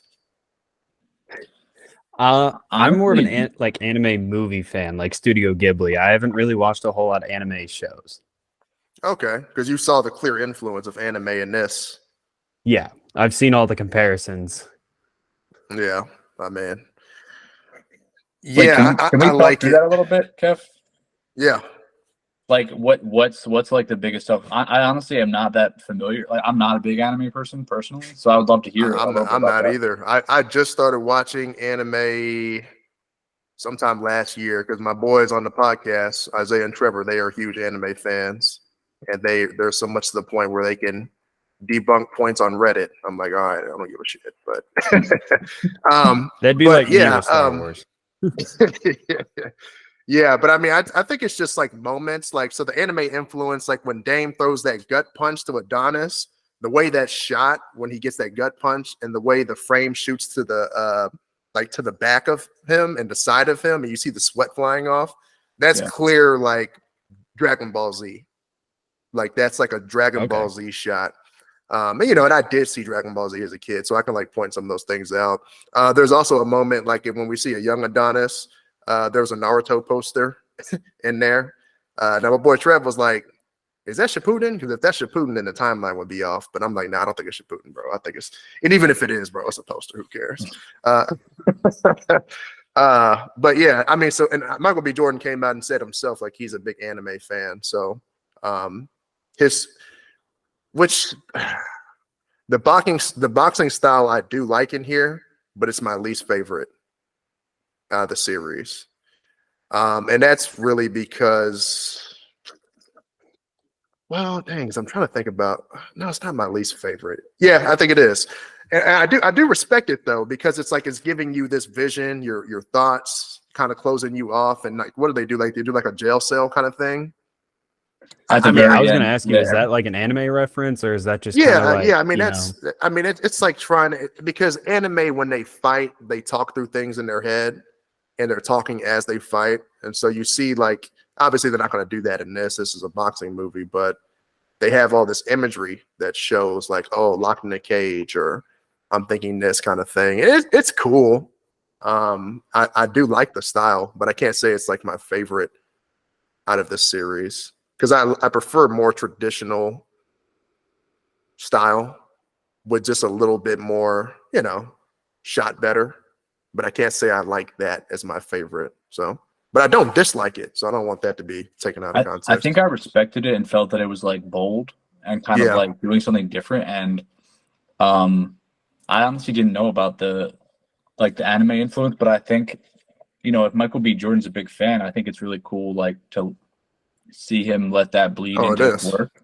And every director does that. I mean, you know, look at Tarantino. Like, his movies are just a conglomeration of influences from all over the world and stuff he loves, and, like, you know, cultural stuff he loves. Like, it's, you kind of convey whatever you've absorbed and has resonated with you as any kind of creator, I feel like. But yeah, that's cool. That's a cool perspective that I didn't know about. Yeah, but I do like it though. I'm just saying it's not my favorite out of the series. Yeah, that's fair. Three's fight might be kind of high for me. I don't Three's know. fighting is it would be favorite? So hard to rank. Yeah, it would be. I don't know, not my favorite. I think the fight with Drago is my favorite, but it would be really hard to order them. I have a question. Which do you feel like the fight in 2 is more personal than the fight in 3, or the other way around? Ooh. No, I think number 3 is more personal. It's just I'd kind say of like maybe the first fight in number 2 is more personal, because that's when you're going in it with the pure anger of this guy's dad killed my dad. But then I would say 3 would be like more personal than the end fight of 2. Yeah, something about, I mean, I think that fight in 3, like, and I think I agree with you, Kevin, that you know, everything they did from a visual perspective, like, is different, and it can throw you off, but like how close the two of them were and the way that they were just zeroed in on each other and kind of like working out 20 years of bullshit, like, and all that animosity. Like, I feel like the way they kind of focused on each other, I like that. I mean, it's very, like, obviously, like, on the nose imagery, but like, I still appreciated it. And it felt more personal, even though, like, you know, in 2 he's fighting you know, like you said, the son of the guy who killed his dad. But this just felt different to me. So I feel like it resonated for me more. What is like? What have y'all heard from other people? Like, have y'all talked to other people about this before? Like, what they've said about it, or About the fight anything, specifically? or just like, yeah, about the fights. Like, did a lot of people like that style of number three? And just, I haven't had a lot of my buddy who's conversations huge about into it. anime loves number 3. He thinks it's the best yeah, fight in any of them. that's what I say. Anybody that likes anime is automatically gonna say that's off the top. They're gonna say that's the best fight out the whole series, 100%. Yeah. Yeah, but nice. I do like it, man. It does feel the most personal for sure. Yeah, But number one, that intensity, dude. Goodness. The one-shot fight scene Ooh. in number 1 is done very well. Ooh, that is so well shot, man. Love it. yeah, and a lot of it just feels so real. I mean, I think a lot of punches are landing throughout the series for real. You can tell. And that that just adds something that you can't really duplicate. But yeah, I mean the level of detail in the fights themselves like elevate these movies so much. Because like everything else can be good, but if that fell flat, you would just be like, this is average. So also, shout out to his daughter when she punched that girl. Oh man, I said, dang, she got a punch, don't she? yeah, and I Well, like number 3 though, number 3 in the fight, I like how it it shows the stadium clear out, and you can tell like it is more personal, like Dan was talking about, how it is just those two in their own world. Like the crowd's not even there, their coaches, Bianca, like all of them are gone. 100%. I think that's done 100%. very beautifully. It is. Yeah. And to get into like Dane's character just briefly, I think his energy, I feel like, is very real. Like it felt like a real person. The way he kind of like he's like simmering almost. Like, you can tell he's like he just has this kind of like energy about him that's like dangerous and kind of raw and real. And it's like he has a lot of stuff in him that clearly he hasn't dealt with or been able to deal with. Rightfully so. But he almost is like growling. Like he's like this like it's very. He's like a Tyson, dude. Yeah, it's just like you can tell there's so much shit inside. Yeah, like he's just kind of like it's interesting, and like even in their back and forths, like there's little moments of like passive aggression or tension where you can feel him like kind of like poking and like testing. It's an interesting dynamic. Like they have good chemistry on the screen together. They have great chemistry on the screen, and it's really difficult to rank these movies, to me, honestly. Yeah. I think it is, because all three of them are W's. And Majors in this movie is so good. Man, he's so good. Yeah. Man. And they're just different. They're all different. Like they all have something different to offer. They all have something different they focus on. It's really difficult to put a finger on ranking them. Well, yeah, I love this. I like how in 3 too, like they brought back Conlon and Drago, both in this movie. I like that a lot. Oh, they had that fight at the party, right? Well, yeah, that's when Drago got his hand broken. That's why Dame was able to get his shot. Yeah. And then he fought Conlon in the beginning as his like retirement match. Yeah. Now, Felix, I feel like Felix should have gotten some more love, though. I'm like, dang, he just went out like that. Like, if oh man. Also, I was thinking, okay, that was another thing. Felix is a. Did they have him as a heavyweight in here? Correct me if I'm wrong. I think they did. I'm like, bro, he is too little to be that. Well, I'm saying I think he was a heavyweight because in all 3 movies, Creed fights as a heavyweight, and so like, there's no way he could fight Dame without Dame also being a heavyweight, which means Felix would have to be a heavyweight. Yeah, there's Yeah, so you can't stress. You can't stress too much about that stuff. I feel like no, you can't. Because if you think about it too hard, you can really pick it apart. But yeah, I don't want to do that. Oh, absolutely. I mean, realistically, I don't know if Creed would even be considered a heavyweight if it was real boxing. No, he would. No, he'd definitely be middle. Yeah.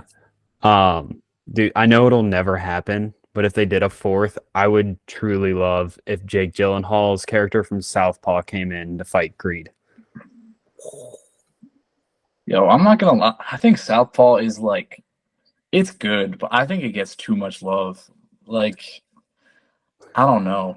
I feel like Southpaw is a movie that also has like it has the technical stuff and it's really strong with like the boxing and like Jake was like in crazy shape, but a lot of it feels so like cliche to me and like predictable and like I don't know. And I think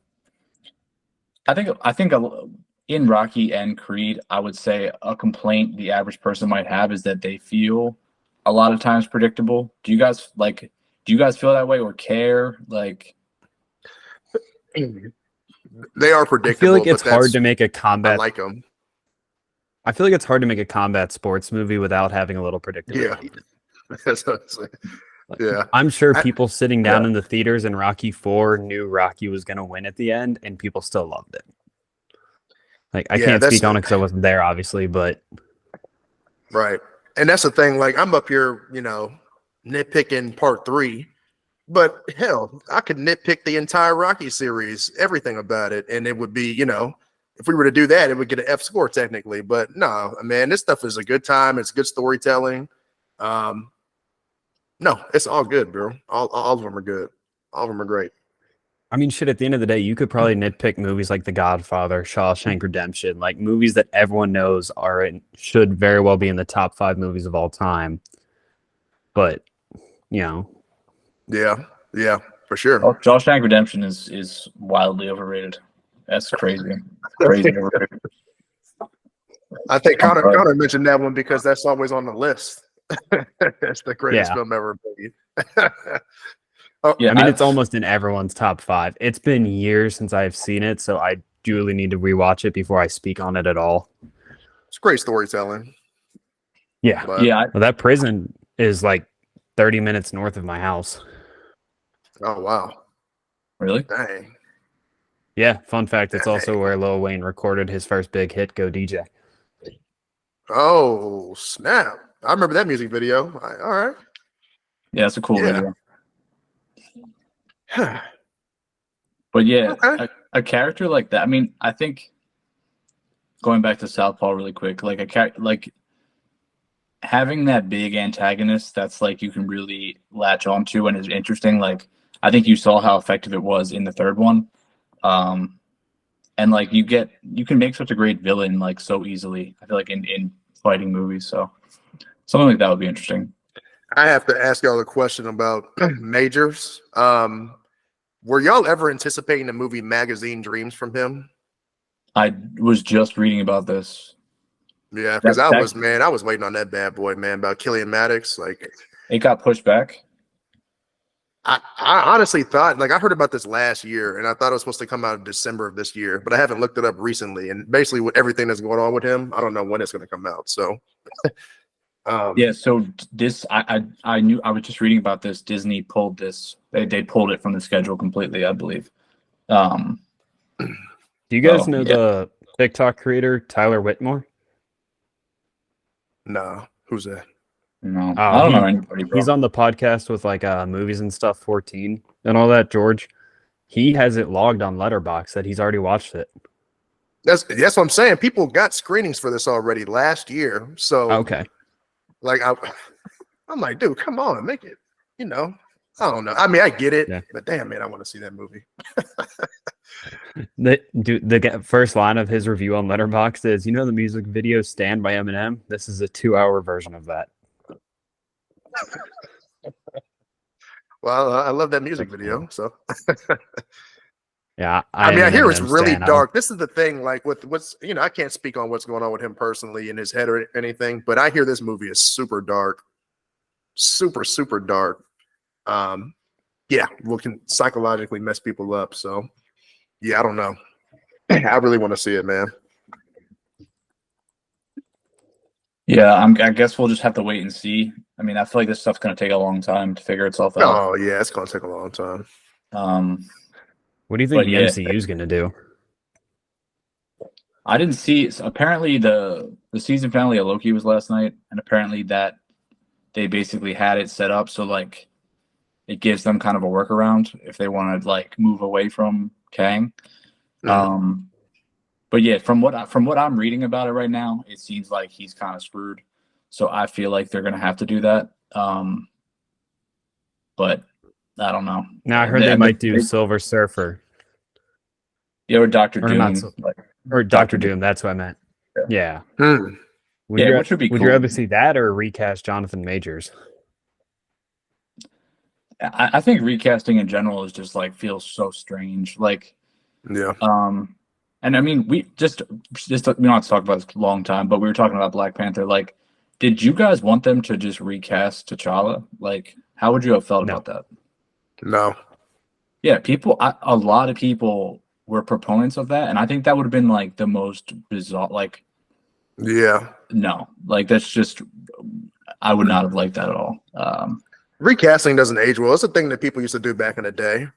You know, it was a normal thing to recast people, but no, for something like that, not something that meant a lot to Marvel, to a lot of people. You don't, you know. It kind of worked between Iron Man 1 and 2 with Rhodey. Like, yeah, what because an idiot. Was that Terrence Howard, man? Like, yeah, idiot. Oh, Terrence Howard over here thinking he. Oh shit! Wait, nobody. Like, man, you think you need to get paid more?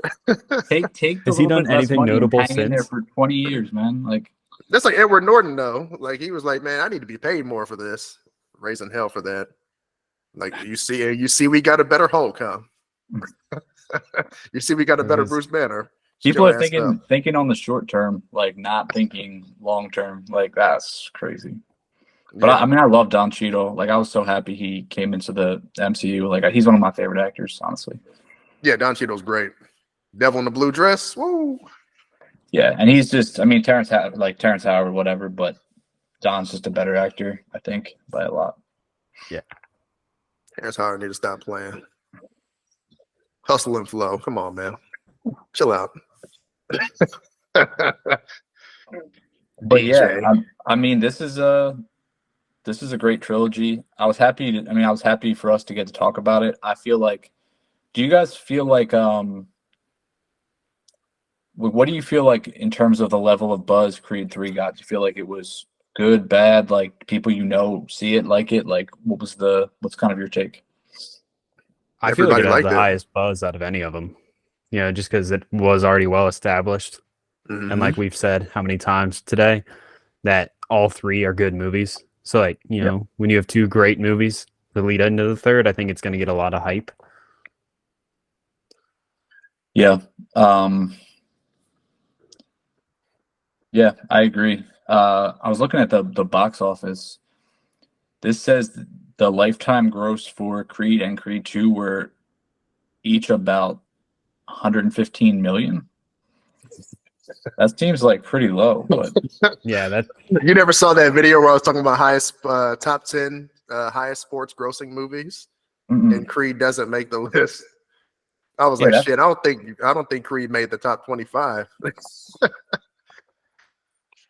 Yeah, it made this says Creed made, it only had a budget of 35 million, so it's still a W. No, that's a W for sure. But I was like, what the heck? I started looking at the sports movies. I was like, Blindside. What the hell? So trash. But yeah, Creed 1 worldwide made 174 million total, looks like. Yeah, so, right now Creed 3 worldwide is 275 million. Okay. That's good to see. Oh yeah. No, that's good. High profit margins, man. Yeah, but yeah, all in all, it's a great series. Do you guys have any other like closing thoughts or little things you wanted to touch on at all? Speaking of closings, I think the closing of number 3, where he goes and sees Dame in his locker room, might be the most impactful scene like throughout the movie. Why do you say that?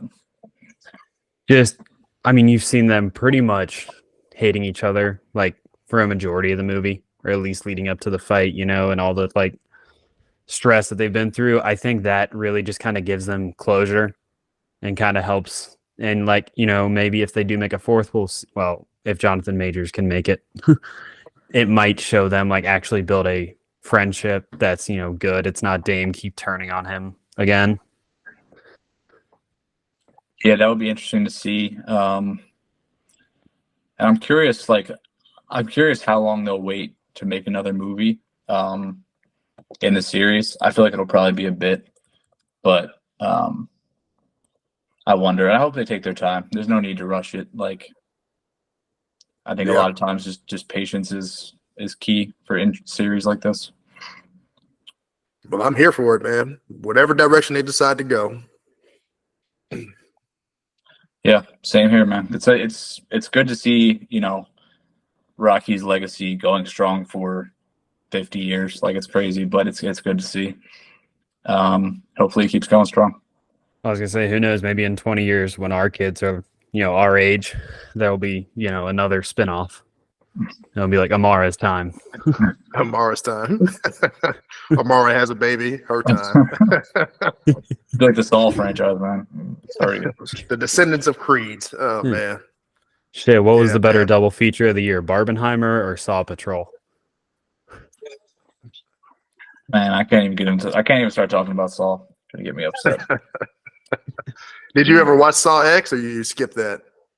It's not for me. I'd rather not watch it and bash on it. I think I've only seen Saw 1 through 5. Okay, well, shit, that's damn near most of them. I don't remember what's after 5, if it's Jigsaw or what, but yeah, I don't know. I've got the Blu-ray set. I haven't opened it up. I don't know, just sitting there. I'm trying to watch more horror. Like I said, it's a journey, man. Yeah. Horror is not my thing either, so I've been trying to dive down some. Yeah, they ain't gonna mess around and be like, let me tell you why Lamb is a masterpiece. Tell you my kind of horror. You were saying you have the Blu-ray set? I think the only DVD I have is A Clockwork Orange. Oh, snap. And that's a masterpiece. Dan knows it. Well, the only reason I have it is I bought this entire book that was written by Stanley Kubrick that has behind the scenes photos and what he was kind of, thinking, making the movie. Yeah. And the funniest is I had it laying out and my wife texted me while I was at work and she's like, what the fuck is this book that I just looked at? I was like, why are you going through my shit? I was like, you have nothing to worry about with me. You could go through my phone anytime you want. I was like, ask me if you see some weird shit laying around what it is before you go through it. I should have prefaced that with, baby, Clockwork Orange is, it's a little wild. It's a little wild. Yeah. I remember when I showed my wife that movie, she was like, damn, why you like this movie again? Stanley was a wild dude. He was really out there. No, she's like, I definitely can, appreciate the artistic expression, but not for me. No, it's a masterpiece, though. I love it, man. There's an argument Kubrick, there bro. For stop playing. There's an argument for Stanley Kubrick might be the best director of all time. Yeah, easily. I feel like that's the common thing most people say, though. I feel like most say Spielberg. I actually have to give it to Spielberg for number one. I mean, all the films that he's got, come on, man. He has so many hits. That's impressive. And that's such the cliche thing to say, but it's true. Look what he got. He gets too Dan much didn't hate. look thrilled. No, I'm really just thinking about it. I think Spielberg gets way too. It's some people now, I think it's cool to say Spielberg's whack or whatever. When you look back at what he's actually done, I think Schindler's List I think it might be the best movie ever made. Personally, but for a variety of reasons. But that and the pianist are both great. I love both of them. Yeah, Adrian Brody is a really talented dude. I wish he got talked about more, just in general. But yeah, greatest director of all time is a difficult conversation. I feel like I kind of want to lay out my thoughts and try to make a pick. But I'm not. No, you shouldn't be criticized for saying Spielberg. It's not. I think it's because it's the easy answer. It's everybody knows his work. Yeah, but that doesn't make it wrong. Knows what it is, but it's why? Because it's an easy answer for a lot of people. Is it wrong? You know what I mean? Well, I almost just feel look at some his people. Filmography. Yeah, I mean, the dude got an insane filmography. Come on now. I mean, Jurassic Park, Jaws, Schindler's List. He helped on Back to the Future. It's insane, dude. It's insane. It's insane. His most underrated in my eyes is Ready Player One. Ready Player One. Yeah, that's got problems for people, but I think it's an enjoyable movie. I love that movie. I think it's cool. Yeah, I mean, people, people hate it, but I I think that's where the hate started. Fuck this movie. His recent stuff, like, I mean, have you guys seen The Fabelmans? I did not. Yeah. Like, it's a good movie. West Side Story. I thought West Side Story was great. Like, I don't think that was necessarily needed, but like, I love that. I think The Post is great. Like, The Post is great. Color Purple. Come on now, it's a classic. Come on now. Yeah. Lincoln. I mean, what? Yeah. E.T. And Bridge of Spies. Like, Bridge of Spies is a good movie. Yeah. He hasn't even dropped off. Like, it's, I don't know. They're remaking. I've never really seen him taken out. Yeah, I saw they're remaking that. Yeah. I don't know why. Remaking what? That's what I said. Color For Purple. what? Oh. Yeah. They want to make it a little different too. Oh shit, I would have left that in the past. That's fine. Yeah. I mean, Spielberg did direct Crystal Skull. So. Oof. I mean, it's better than Dial of Destiny. I'm not gonna lie, I didn't see Dial of Destiny. I didn't. I haven't either. That's all right. You're just watching Indy get emasculated. Don't even worry about it. But also, I mean, if you look at like how large his filmography is, there's going to be misses in there. Shit, I'll go as far as to say, he damn near doesn't have any misses with all he has. I think War of the Worlds is like, War of the Worlds is probably not as hype as what people want it to be, but it's still not technically a miss. The Terminal, not a miss. I'm looking at his stuff now. Saving Private Ryan, Amistad. I mean, come on, dude. This dude has one of the best sequels. Come on, The Lost World. I mean, come on. Yeah. 1941 is a classic. Like, what? Empire of the Sun. I've actually never seen Firelight, so I can't speak on that. People, a movie people bash on and has a terrible Rotten Tomatoes score is Hook. Hook is really cool. I love that movie. I think it's so much fun. I started talking shit about Rotten Tomatoes because when did it become cool to, within 2017, 2018, 2019, go back to movies from the 80s and just start talking shit about them when the general consensus was that everybody loved it. Yeah. Like what's cool about that? There's some big comic book guy who made a video like he was like, oh, the Marvels is a 54% on Rotten Tomatoes. Like, how's that fit? Like, why are you still using Rotten Tomatoes? Like, it's not a source of truth. Like, that's clearly been exposed even more so recently. Like, you can reference it, but like critic score, like, come on, man. It's just you just want to bash on something. Yeah. That's whack. But that's what people want to do. So yeah. Well, I might as well ask y'all, I guess, before we wrap up, what made y'all decide to Conor, what made you decide to get on TikTok, man? Honestly, it's been like, I mean, movies has always been one of my passions. It's movies and sharks for me. Hence the name. Literally, like, I've always been obsessed with sharks. But like, even when I was in the Marine Corps, like, I was in my job school, I was in Pensacola, and we had a curfew that we had to be in the barracks by, I think it was like 9 o'clock on weekdays and 11 o'clock on weekends. But none of us went to bed that early. So like, I always organized like movie nights. So I've just always had that love. And I think, like, scrolling TikTok so many times, seeing people just post about random stuff, I was like, maybe I can, just put my thoughts here.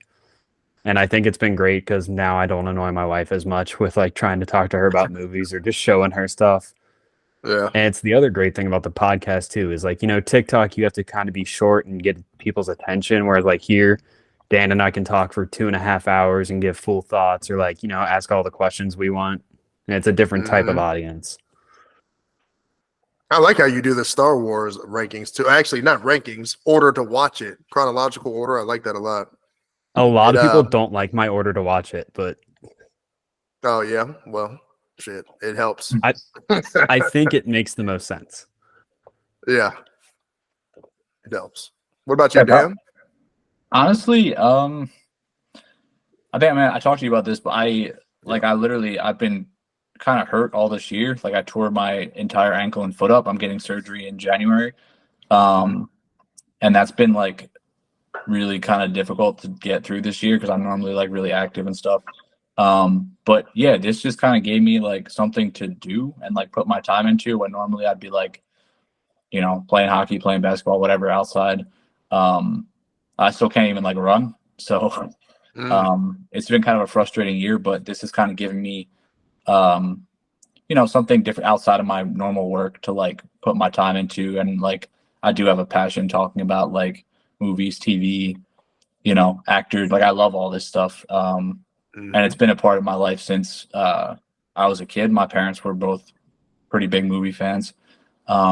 So yeah, it's just always been something I love, and I just wanted to talk about it a little bit, and people like it. That's cool. But yeah, it's been fun. What about you, Kev? Shoot, I initially got on this app to freak. Well, I was against TikTok at first, to be real with you. I saw like all my little cousins had it and everybody over here, doing all the little dances and stuff. I'm like, get the hell out of here. I ain't getting that stuff. But yeah, I got on here to, really try to get a younger audience for the podcast. That's why I wanted to get on here. I was like, we got a bunch of, you can look at the analytics to your stuff and be like, dang, bro, we got like, 40-something years old, 30, and it doesn't help that we're 30s. So it's like, hey, we got a bunch of old people, man. We got to try to get on here and get some younger folks. So I started getting on there. And then I was like, oh, this whole like movie talk. Okay, that's what's up. So there's a whole community of movie people talking. I'm just going to listen to them for recommendations. Then I started, Isaiah was the one who was like making videos at first. I'm like, yeah, keep doing your thing. You're personable. Yeah. And then I was like, nah, bro, let me do this real quick. Let me try this out. And then I started talking, man. It just started kind of catching on from there. Started getting some positive feedback. And I was like, all right, well, keep doing it. So that was it. Yeah. But I originally just got on there just to give recommendations and grow the podcast. That was it. Because I was really just thinking about being a page where I just post movie clips and just call it a day. And it seems like movie talk is kind of filled with some of the best people on TikTok from my experience. Like, I mean, have you heard of Raiders of the Lost podcast, Kev? I have, yeah. Those guys have a massive following, and they'll still DM with me like on Instagram, and like, they've given me tips, or we've talked, and just like also meeting people like you two, or everyone else, like Jeremiah. Like everybody seems like a very good community. Yeah, everybody's cool, man. It's the trolls you got to deal with. The robots. I haven't had anything crazy come my way, man. But either way, that's some internet shit, man. Like, I don't give a damn about that. Yeah. I think I didn't anticipate like meeting as many cool people as I have, like having any kind of like personal interaction. Everyone's just been like, it's a lot of like really cool people, a lot of different people, and just really interesting. And like everyone's very open, and like, I don't know, I feel like I talk to all kinds of people, all the time. People bounce stuff off each other, ask questions. Like it's just very relaxed, which is how it should be. I mean, it's like, this is for fun, and everybody likes Dan. It's not like we're on like. I told Dan, I said, Dan is about to hit that viral point on TikTok. You could tell. It's just pretty crazy. Yeah. I invested early, I got him when he only had like 700 followers. I'm just having fun, man. You could give us some tips, Connor, because like, yeah, man, your page's pretty explosive too, man. Well, dude, and it's funny because like the best part about it is I post so much Star Wars content because of how toxic the community is. No matter what you post, people are going to comment and disagree. Like my biggest thing on TikTok has 2.8 million views, and it is how to watch Star Wars in timeline order. And there is people in that comment section disagreeing. Yeah. I mean, Star Wars and anime community are extremely toxic, dude. I mean, well, Marvel's getting there. Oh yeah, Marvel's pretty bad too. You just have to be mentally strong, man, dealing with that stuff. All that stuff is internet stuff. People just talking. Everybody has an opinion. I mean, TikTok is kind of Reddit now, to a certain extent, depending on what your subject matter is. If you're going superheroes, if you're going anime, if you're going any kind of fantasy mythology, you're about to get some shit. That's just what it is. Well, and then one of the other things, back to like the people we've met, is I like seeing everyone's different opinion. And one thing I should really make a video on that I've explained to Dan is I have serious issues with the original Top Gun, because when I was in the Marine Corps, I worked on aircraft, and my sister's shop was like the one that worked I on heard like you talk about ejection seats and all that. Like I have serious issues, and I should really make a video explaining all my different You issues with should. like different man, do military it. Like, movies. that'll be interesting, honestly. Yeah. And I know Dan doesn't like American Sniper, which like I'm kind of on the same boat, but like I would love to pick apart different military movies. Well, I feel bad for having American Sniper. I did a top 10 ranking. I didn't have it in my top 10, but I had it like just as a green screen in the background. And then I mentioned, if you've never seen American Sniper, check it out. And then there was a couple people that was like, yeah, he's a fake. He's a fraud on the shit. And I was like, oh, for real? And then I think Dan said something. I was like, for real? What did he do? What did Chris Kyle do? I looked it up. I was like, oh, usually I research my shit. There's always varying degrees of everything. Like nothing's ever as dramatic as people say, and it's never like, I feel like people like that are never like clean cut heroes, and they're never like as awful as some people will say. But like, there is some stuff to know about him for sure. Yeah. And that movie, yeah. I mean, I knew about his the record toll of kills he had, and being a sniper and stuff like that. But I didn't realize all the other stuff behind it until I started looking it up more after that. I was like, oh shit. But you also, I mean, you wonder about like the effects of that job on like anyone's mental health. Like it's like it's different, and it's not something I feel like most people can comprehend. So I feel like some of that stuff's to be expected. But yeah, that's why I thought they did a pretty good job of portraying in the film was his mental health. On a more real note too, for the military side of things, is like, you were saying mental health and all that. Like the VA healthcare sucks. Yes. Like it's horrible. Like I have a buddy, he was in the Marine Corps 18 years. I think it was 3 deployments to Iraq, 2 to Afghanistan. And like he's on a 2-year wait list to get into therapy. Yeah, bro. Like that's crazy. And I feel like that's been throughout American history, regardless of political party in office, regardless of any other shit. Like, a lot of people I feel like are treated like fodder, like to get into the military, and it's like a lot of things are like advertised to you as the benefits, but then it's like once you're used, like if you're having a hard time, I don't feel like the care is there. Like I don't feel like you're valued enough after the fact, and it's like you got to take care of people if they're going through like some of the worst stuff anyone can go through. Like, yeah, I feel like you have to. I heard people say you have to research on your own and figure it out on your own. Yeah, people aren't going to help you out. Like, dude, my primary care physician at the VA told me I was going to die a miserable death because of my religious beliefs. Really? Yeah, he's also racist. It was crazy. Like, in what context of conversation? So it was, I think my first primary care physician there retired after like 2 days after I met him. So I had to get a new one. So I met this guy and he's like going over my charts. And he was like, says here, you're Christian. Is that still accurate? And I was like, oh, I actually identify more as agnostic now. And went down this whole path about how, he's been in the medical field for 40 years. And people that are Catholic usually like go peacefully because they know what's next. And he goes, anyone who's atheist or agnostic, he's like, they don't know what's next. So they're miserable and they freak out right beforehand. And I'm like, all right, man, well, that's still my views, That's crazy. That's wild, dude. Yeah. But that doesn't surprise me. Like, it's just... You'd think you'd have more care about your job, though. Be a little bit worried at least. But I guess since you're a Marine, he's like, he ain't gonna say shit. Well, yeah. And then, no, funny enough, a few months later, VA calls me and they're like, hey, so your old primary care physician was kind of forced retired, so you're going to have to get a new one. And I literally went, I think I'm good. And I had my wife add me to her health insurance plan. Damn. That's wild, dude. My VA experiences have been nuts. And I know I'm not even the worst. Yeah. Dan, what's your, not to get too personal, what's your belief system? You believe in God and all that, or? Believe in So that's a very long story, but I think my parents were Christian, are Christian. I think my dad's almost more bordering on like, I guess Judaism and just like terms of like viewing Jesus as a more of a guy and like a like prophet. Yeah, and like a revolutionary, that kind of stuff. Like I don't know, it's complex, but he went to like Catholic University. He's like studied every religion. He's like very into it. So like I've talked to him a lot about it. So I would say I'm a Christian. Yeah. But like definitely not like a devout Catholic or anything like that. But I mean, I think I believe in God. But I feel like I think about it a good amount and kind of like, you know, ponder on it and talk to people about stuff and kind of like try to grow how I feel. And yeah, but I kind of have my own way of looking at a lot of things. I feel like I don't fit directly into any like denomination or anything. Nice. I feel that. What about you, Kev?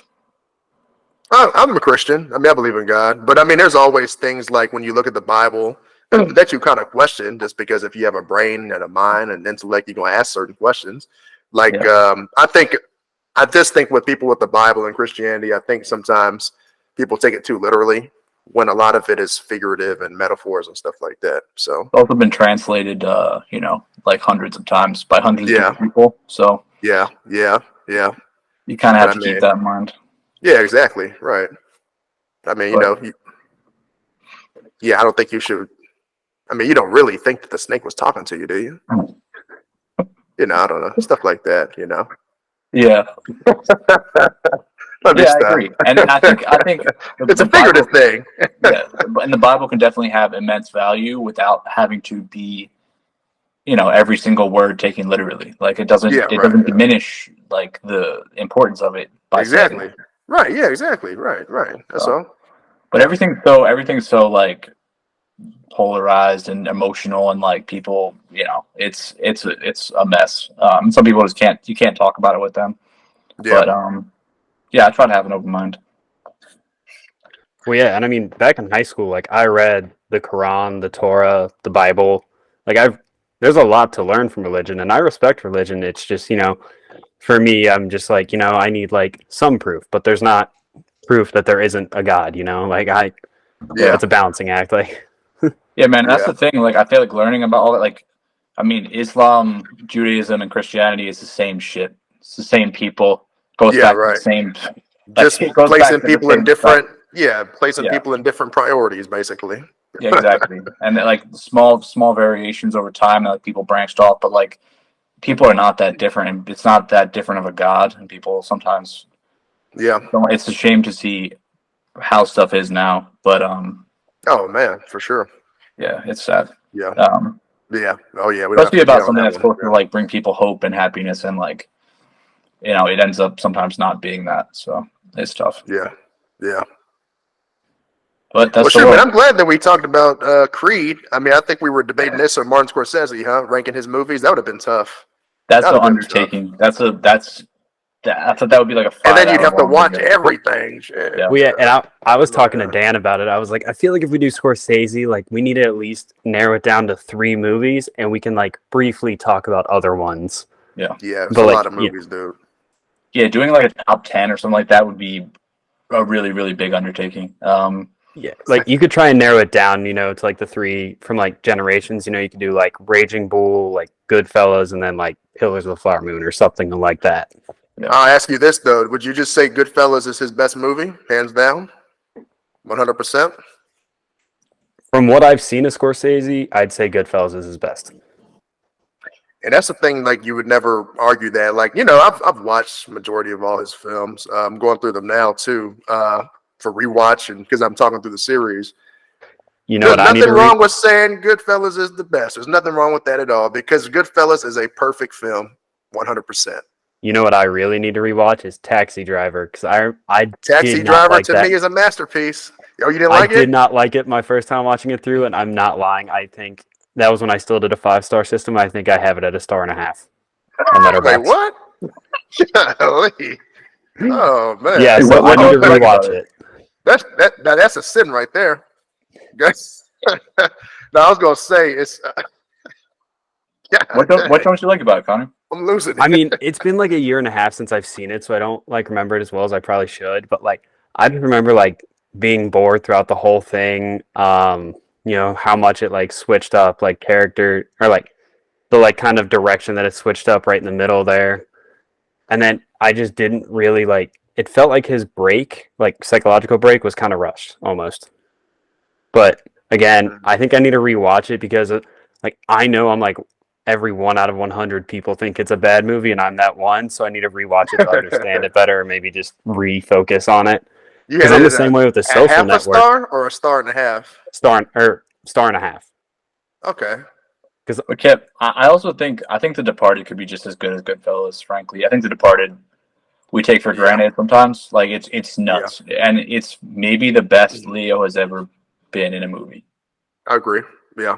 So, I don't hate that. I agree. And Damon, like Damon's nuts in that. Like, and Jack is so unhinged. Like, and then you got Martin Sheen, you got Mark Wahlberg. Like the supporting cast is stacked. Yeah, it's great. I agree. How do you feel about Wolf of Wall Street? I love it, but I think it's overrated. That's one of those movies that people just took the wrong way, man, and like the fans bothered me more than the movie. It's the same thing as Fight Club and all. Like it's the misinterpretation. Like it's a tragedy. It's a straight tragedy. It's not like it's not supposed to be like a glorification. Yeah. Let's come full circle back to what Kev said in the beginning. This is a movie where I think the third act loses me a little. Okay. Yeah. That's fair. Yeah. Yeah, but I don't. I mean, Wolf of Wall Street it's pretty long. But I swear that's like the fastest 3 hours ever, ain't it? I mean, it's definitely gripping, and like any kind of story like that, like he knows how to flush someone down the toilet. Like, that's what he does. Like he takes people and he just destroys them. What do you guys like better, Casino or Wolf? Casino or Casino for me, but I'm the same way. Yeah. I mean, I think it's just better. That's just for me. I don't have a problem. I mean, do you have a problem with people labeling Wolf of Wall Street a masterpiece?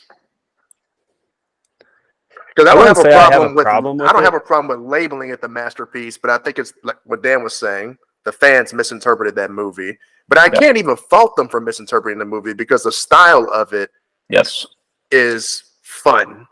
Anything you make stylish like that, and this is my problem with whatchamacallit, with Clockwork Orange. Oh, Clockwork Orange. Okay. It's like it's stylish. It's iconic. Like you're making the choice to shoot these characters in a way and support them with music and like light it. Like you're shooting them in a way that even if you're not intending to like glorify it, those characters are iconic. Like there's all these kids on TikTok with Alex as their freaking profile. Why? Like, you know what I mean?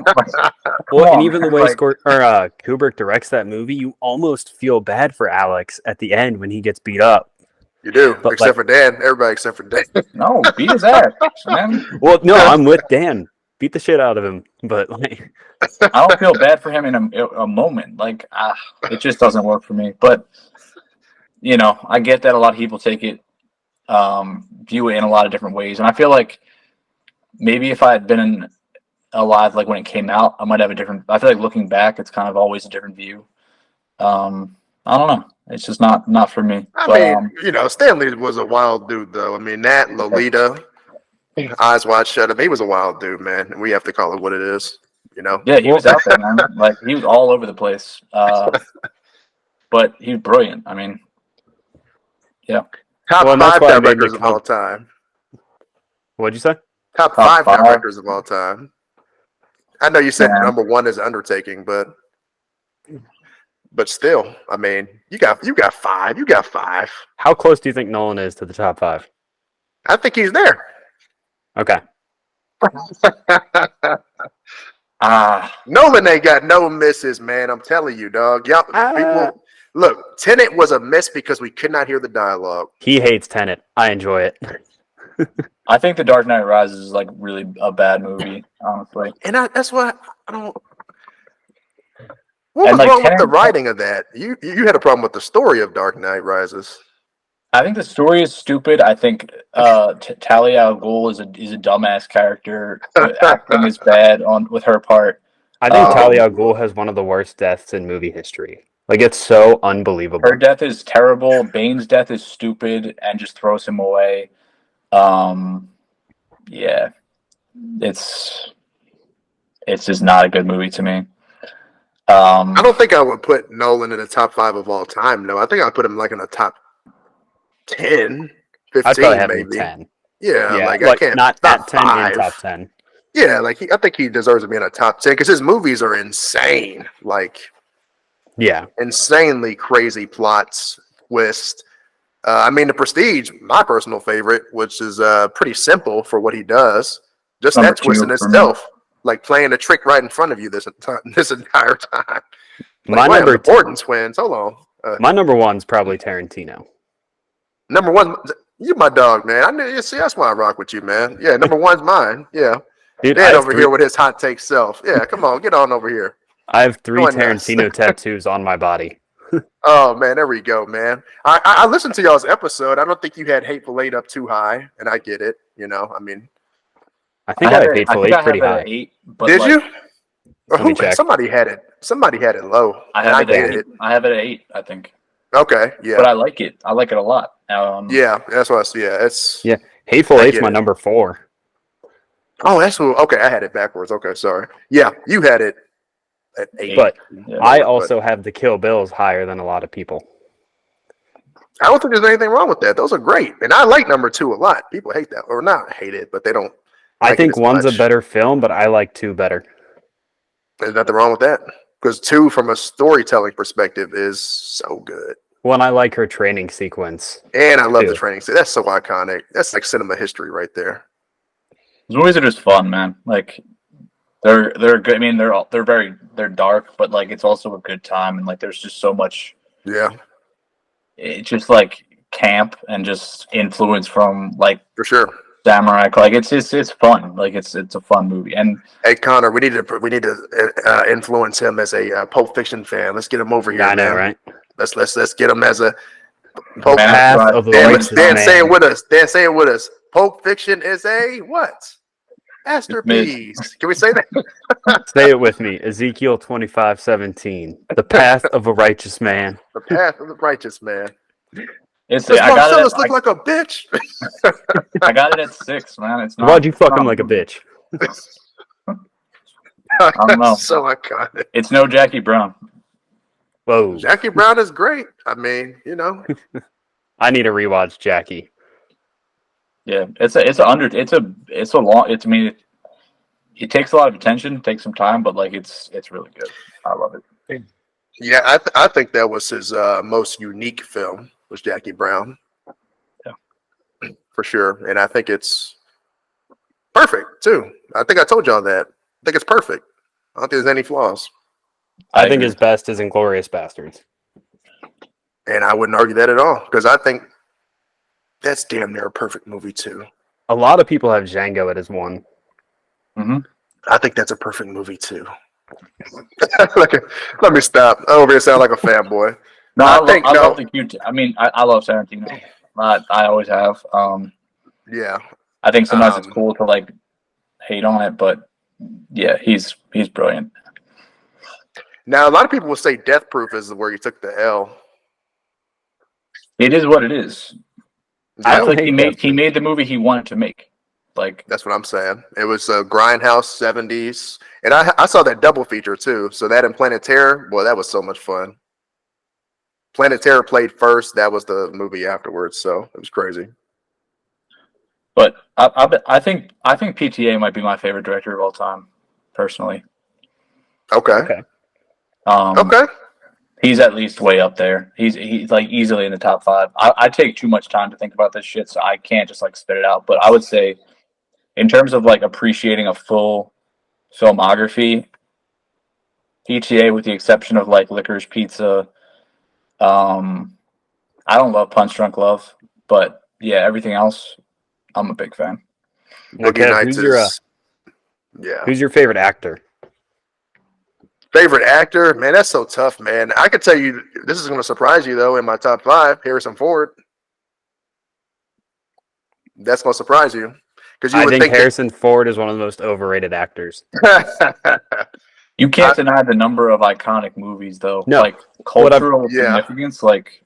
What I have always said is that Harrison Ford is at best a mediocre actor that plays some of the most iconic roles in movie history. So that's why I say you need to watch The Mosquito Coast. Watch that and watch Regarding Henry to show his range. Because I think, when you watch Indy and you watch Han Solo and all that stuff, it's easy to be like, well, that's easy. It's just a great. But, nah, the dude's cold, bro.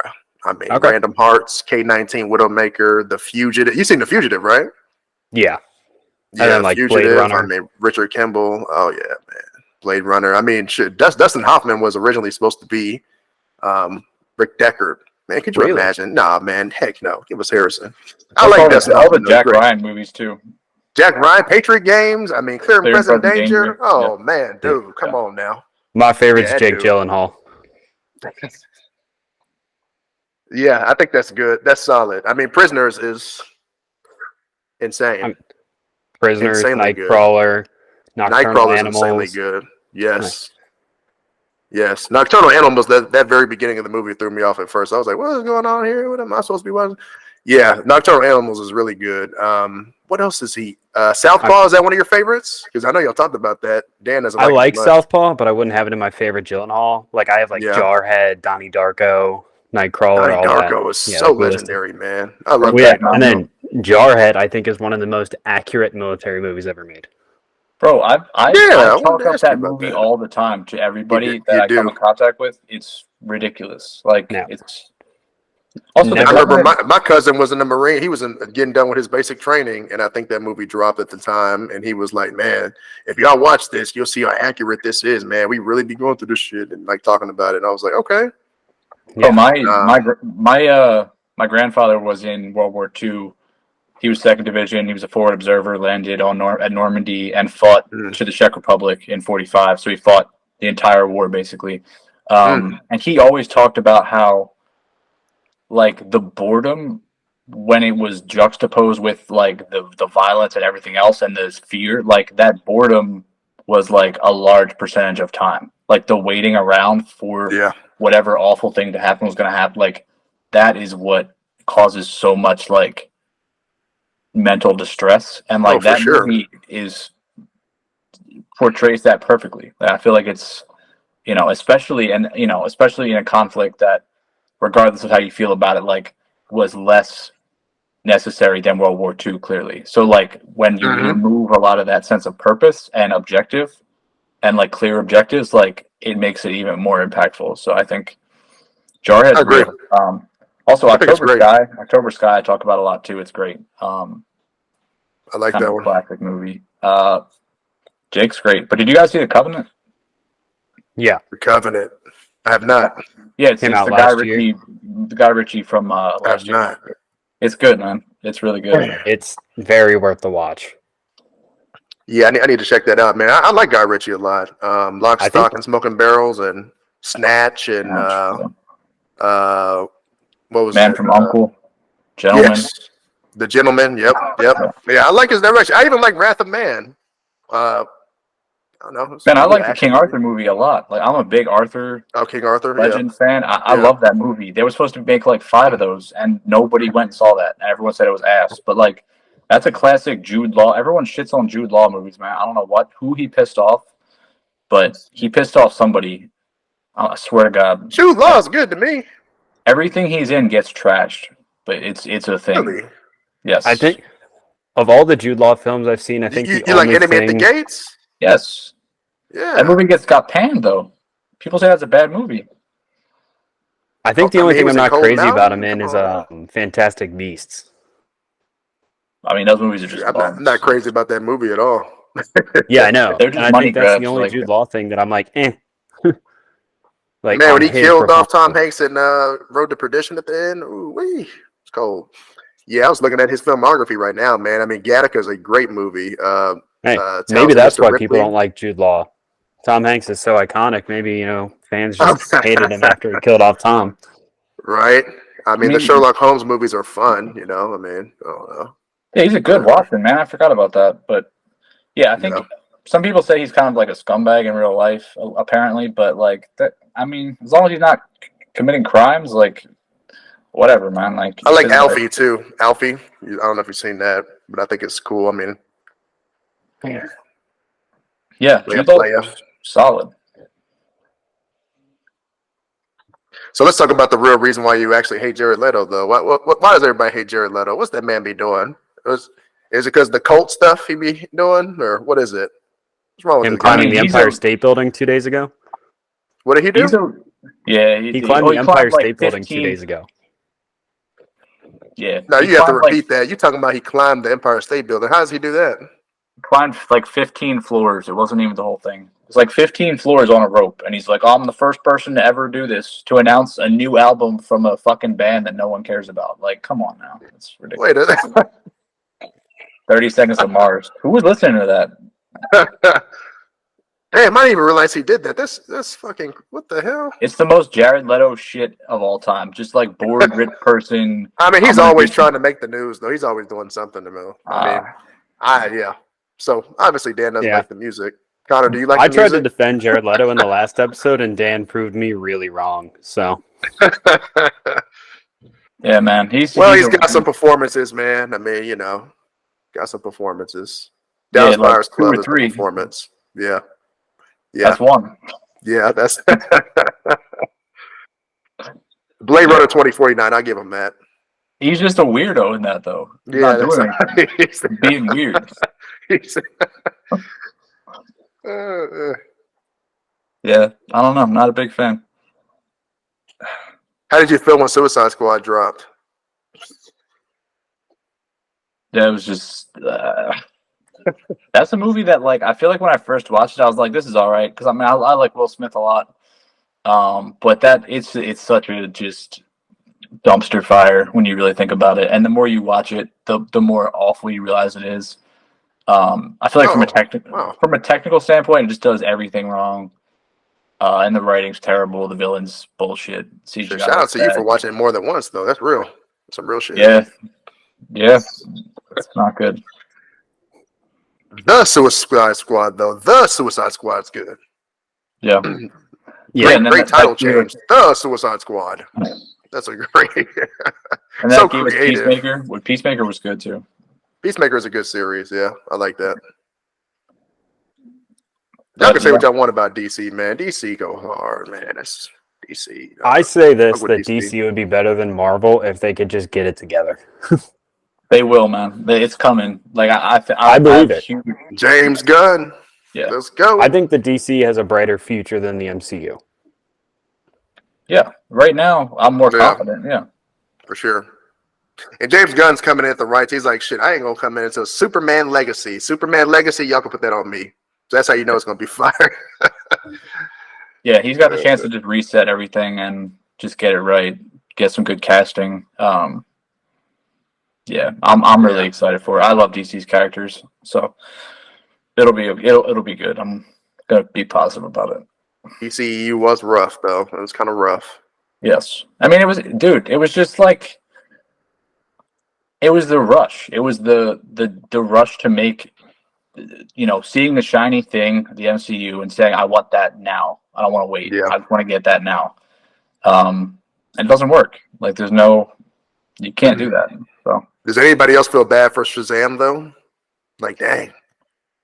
Because that announcement, nobody went to go see it. So it's like, dang.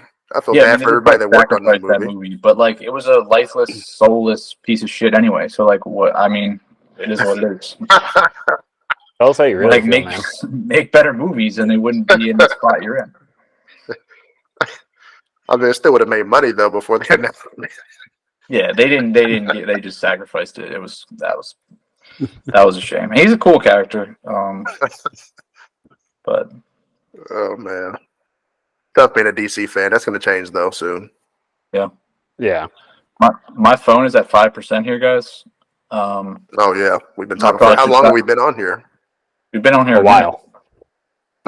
Yeah, 2.5 hours. This is be my first and last time being on here. They're like, man, it's full. No, we love to talk, man. We go on for. We usually go on for a long time, honestly. Well, I was going to say, and this might be the first episode ever that Dan and I didn't get off topic till after we finished the main topic. That's good. Yeah, we did do a good job of staying on topic, so that was good. Yeah, it's tough, but this was fun. And, I think we definitely would love to have you back, Kev. Maybe we can talk Scorsese down the road if we get a good plan for. Oh, yeah, for sure. Yeah, whatever y'all want to do. Real quick before we wrap it up, Kev, let us know where we can find you on social. Yeah, man. So y'all can find us on TikTok, Apple, Spotify, Anchor at The Real for Real Podcast. REEL for REAL Podcast. You can find us on Instagram on there as well. Appreciate you guys having me, man. Conor, Dan, it's been real, man. Yeah, it's been a good Yeah, time. pleasure. Take care, guys. All right, y'all. Yeah, take Till it next easy, time. boys.